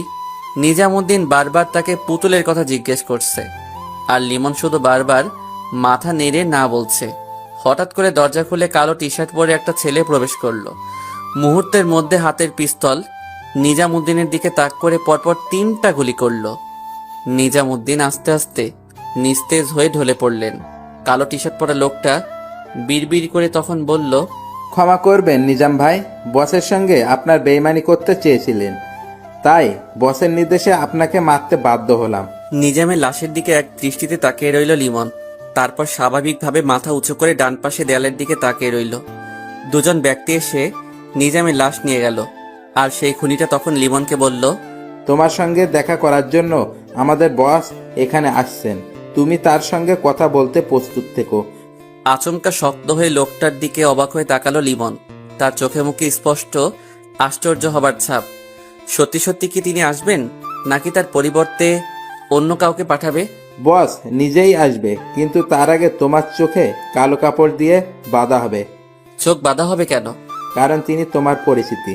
আরো কিছুটা বিচলিত হয়ে লোকটার মুখের দিকে তাকিয়ে রইল। যদি পরিচিত কেউ হয় তবে আজকে কেন সামনে আসবে? তাহলে কি তিনিও পুতুলের লোভে? পুতুল তার কাছে জেনে তিনি সামনে আসতে যাচ্ছেন, কিন্তু কিভাবে জানলো যে পুতুল লিমনের কাছে? লিমন তো শুধু সোহাগীর কাছে সকালবেলা বলেছিল। তাহলে কি? আরো ঘন্টাখানিক পরে লিমনের চোখ সত্যি সত্যি বেঁধে দিল। কিছুক্ষণ পর রুমের মধ্যে নতুন কারো আগমন অনুভব করলো। নতুন কেউ প্রবেশ করেছে সেটা বুঝতে পারছে, কারণ আলাদা একটা ঘ্রাণ আসছে নাকের ডগায়। লিমন নিজেই বলল, আপনি তাহলে আমার সামনে এসেই গেলেন? তা বলেন, আমি আপনার জন্য কি করতে পারি? গম্ভীর কণ্ঠে জবাব এলো। এতদিনে তোমারও নিশ্চয়ই ধারণা হয়ে গেছে যে এত কিছুর পিছনে কোনো জিনিস দায়ী হতে পারে। কণ্ঠ বেশ পরিচিত, ঠিক মনে আসছে না। লিমন কিছু বলার চেয়ে চুপ করে কণ্ঠ শুনে চিনতে চেষ্টা করছে। অদৃশ্য থেকে আবারও বলল, কিছু বলছো না যে তুমি? বলো তো কারণ কি? চেয়ারম্যান সাহেব। হো, বাহ, চোখ বন্ধ তবুও তো বেশ চিনে গেছো আমাকে। বুদ্ধি আছে, সুপার। তাহলে কি আপনি সেই অদৃশ্য বস? রাজনীতি করতে গিয়ে অনেক কিছু শিখতে হয় লিমন। তোমার বাবাকে অনেক অনুরোধ করেছি পুতুলের জন্য, কিন্তু সে তো কথা শুনেনি। আচ্ছা বাদ দাও তো, এবার বলো সেই পুতুল কোথায়? না হলে তোমার মা বাবার মতো তুমিও মেরে ফেলবেন? তাহলে পুতুল পাবেন? তোমার মা বাবার মৃত্যুর পরে কিন্তু পুতুলের সন্ধান ঠিকই বের হয়ে গেছে। তুমি মরলেও ওটা ঠিকই বের হবে। এমনিতেই তোমার কাছে ধরা পড়ে গেছে, তাই তোমার জীবনে কোনোদিন তুমি আর বাইরের জগৎ দেখতে পাবে না। পুতুলের সন্ধান আমি দেব, কিন্তু আমার কিছু প্রশ্নের জবাব দিতে হবে। আমি জানি আমাকেও আপনি খুন করাবেন, কারণ এত কিছুর পরে যে আমাকে বাঁচিয়ে রেখে কোনো রিস্ক নেবেন না সেটা ভালো করে জানি। বেশ ভালো তোমার কথা। আমার মা বাবাকে খুন করেছে কে কে? নিজাম ছিল, আরো 3-4 জন ছিল, তবে তোমার চাচাতো ভাই মনিরুলও ছিল। মনির ভাই? হ্যাঁ, নিজাম ওরা গেলে তো তোমার বাবা দরজা খুলবে না, তাই মনিরুলের সাহায্য নিতে হয়েছে। মনিরুল তোমার বাবাকে ডেকে ঘরের মধ্যে প্রবেশ করার পথ সুগম করেছে। তাহলে মনির ভাইকে খুন করালেন কেন? সাক্ষীদের বাঁচিয়ে রাখতে নেই, তাহলে পরবর্তী সময়ে নিজের বিপদ হয়ে যায়। তবে তোমার বন্ধু তহিদকে এত সহজে রাজি করাতে পারবো সেটা ধারণা ছিল না। তৌহিদ? তোমার বাড়িতে সেদিন রাতে তহিদ নিজেই আগুন লাগিয়েছে। কথা ছিল তোমাকে সেখানে পুড়িয়ে ফেলা, কিন্তু তোমার আরেকটা বন্ধু আগে জাগ্রত হয়ে গেছিল, তাই তহিদ নিজেই চিৎকার করেছিল। তারপর মনিরুলের বাড়িতে তোমাকে অজ্ঞান করে মনিরুল খুন করে আমার লোকে, আর দোষ হয়ে যায় তোমার বাবার কবরের কাছে। সরি আব্বাজান, চিরিকুট লিখে দিলাম। লিমন চুপচাপ। এবার বলো পুতুল কোথায়? তৌহিদ বেইমানি করেছে আমার সঙ্গে, কিন্তু সে তো আপনার কথা মতো চলছিল। 5 লাখ টাকার লোভ দিছিলাম, আর তহিদ নিজে ভয় পেয়েছে সাজু সাহেবকে দেখে, কিন্তু এ পরিকল্পনার মধ্যে সাজু সাহেব কিছুই করতে পারে নাই। সাজু ভাই খুবই অসুস্থ, না হলে ঠিকই এতদিনে সবকিছু বের করতে পারতেন। গতকাল রাতে তার কাছ থেকে পুতুল আনতে গিয়ে বুঝতে পারছি। কথা বেশি হয়ে যাচ্ছে, বলো পুতুল কোথায়? শেষ প্রশ্ন, নিজামকে সরালেন কেন? তুমি গতকাল রাতে আমাকে খুন করার জন্য কেন গিয়েছিলে? নিজামউদ্দিন বলেছিল তাই। তাহলে এবার ভাবো, আমার লোক হয়ে নিজাম আমাকে খুন করার জন্য তোমাকে পাঠায়। তার পরিকল্পনা ছিল তোমাকে দিয়ে আমাকে হত্যা করতে চাইবে, তারপর সে পুতুলটা ভোগ দখল করবে। কিন্তু আমার সঙ্গে চালাকি। আপনি গতকাল রাতে সাজু ভাইয়ের জন্যই বেঁচে গেছেন, না হলে ঠিকই এখন লাশ হয়ে মরার খাটে থাকতেন। সামনে এমপি নির্বাচন করার ইচ্ছে করছে, তাই প্রচুর টাকার দরকার। এই সন্ত্রাসী গ্রুপের জন্য আমার মাসে মাসে অনেক খরচ। পুতুলটা বিক্রি করে আমি আমার স্বপ্নের দিকে এগিয়ে যাব। সে পথে কারো বাধা মানব না। সকালবেলা দারোগা যখন কল দিয়ে বলল যে তুমি নাকি পুতুল নিয়ে এসেছো সাধুর কাছ থেকে, তখন তো আমার আনন্দের সীমা নেই। ভুল পথে চললে কোনোদিন গন্তব্যে পৌঁছানো যায় না চেয়ারম্যান সাহেব। সঠিক পথে কষ্ট হলেও চলা উচিত, কারণ সেখানে সফলতা আছে। কিন্তু ভুল পথে যতটা সামনে যাবেন, ততটাই কিন্তু ভুলের গভীরে তলিয়ে যাবেন। জ্ঞান হজম করার কোনো সময় নেই, তাড়াতাড়ি পুতুলের ঠিকানা। সম্পূর্ণ কথা শেষ হওয়ার আগেই রুমের মধ্যে হুট করে কয়েকটা গুলি শব্দ হলো। রুমের মধ্যে হঠাৎ কেমন হট্টগোল হতে লাগলো। হাত পা বাঁধা লিমন কিছুই বুঝতে পারল না। রুমের মধ্যে যারা ছিল তাদের গোঙানির আওয়াজ শোনা যাচ্ছে, কিন্তু মারল কে? বেশিক্ষণ ভাবতে হলো না তার। ততক্ষণে নাসরিন তার চোখের কাপড় খুলে দিল। এরপর এক এক করে হাত পায়ের বাঁধন খুলে বলল, তাড়াতাড়ি পালাতে হবে, না হলে কিন্তু আবার কেউ আসতে পারে। রুমের মধ্যে 3টা লাশ পড়ে আছে। চেয়ারম্যান সাহেবের দিকে তাকিয়ে লিমন খানিকটা ভাবনার মধ্যে হারিয়ে গেল। নাসরিনের দিকে তাকিয়ে সে কৃতজ্ঞতা স্বীকার করল। মা বাবার মৃত্যুর জন্য দায়ী সবাই শেষ। বাগেরহাট বাস স্ট্যান্ডে বাসের মধ্যে পাশাপাশি বসে আছে নাসরিন ও লিমন। লিমনের মুখে মাস্ক আর নাসরিন বোরকা পরিহিত। দুজনেই একসাথে খুলনার দিকে যাচ্ছে। প্রচুর পিপাসা অনুভূত হচ্ছে লিমনের। নাসরিন তার ব্যাগ থেকে পানির বোতল বের করে এগিয়ে দিয়ে বলল, বাসায় ফ্রিজে লেবুর শরবত বানানো ছিল, তাই নিয়ে আসলাম সঙ্গে করে। খাবে তুমি? খুব পিপাসা লেগেছে। তাহলে খাও। বাস চলছে, পাশাপাশি বসে আছে নাসরিন ও লিমন। বাসের ধাক্কায় কিংবা গতকাল রাতে ভালো ঘুম না হবার জন্য চোখ বন্ধ হয়ে যাচ্ছে। নাসরিনের কাঁধে মাথা রেখে ঘুমিয়ে গেল লিমন।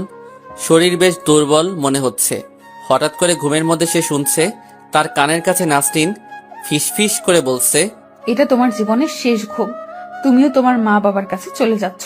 এতদিন পর আমি আমার পরিকল্পনায় সফল হলাম, কিন্তু আফসোসটা হচ্ছে নিজামকে ওরা মেরে ফেলেছে। লিমনে তখন চিৎকার করে কিছু বলতে ইচ্ছে করছে, কিন্তু পারছে না। বাস ভর্তি মানুষ নিয়ে এগিয়ে যাচ্ছে বাসটা। চারিদিকে কত মানুষ বসে কিংবা দাঁড়িয়ে, কিন্তু লিমন তাদের সাহায্য নিতে পারছে না। তার মানে নাসরিন নিজেও পুতুলটা আত্মসাৎ করতে চেয়েছে। নিজামউদ্দিন আর সে একসঙ্গে আলাদা পরিকল্পনা করেছে। লিমন যখন চোখ মেলে তাকালো, তখন সে শুয়ে আছে হাসপাতালের বিছানায়। তার সামনেই বসে আছে সাজু ভাই। একজন পুলিশও দাঁড়িয়ে আছে সাজু ভাইয়ের সঙ্গে।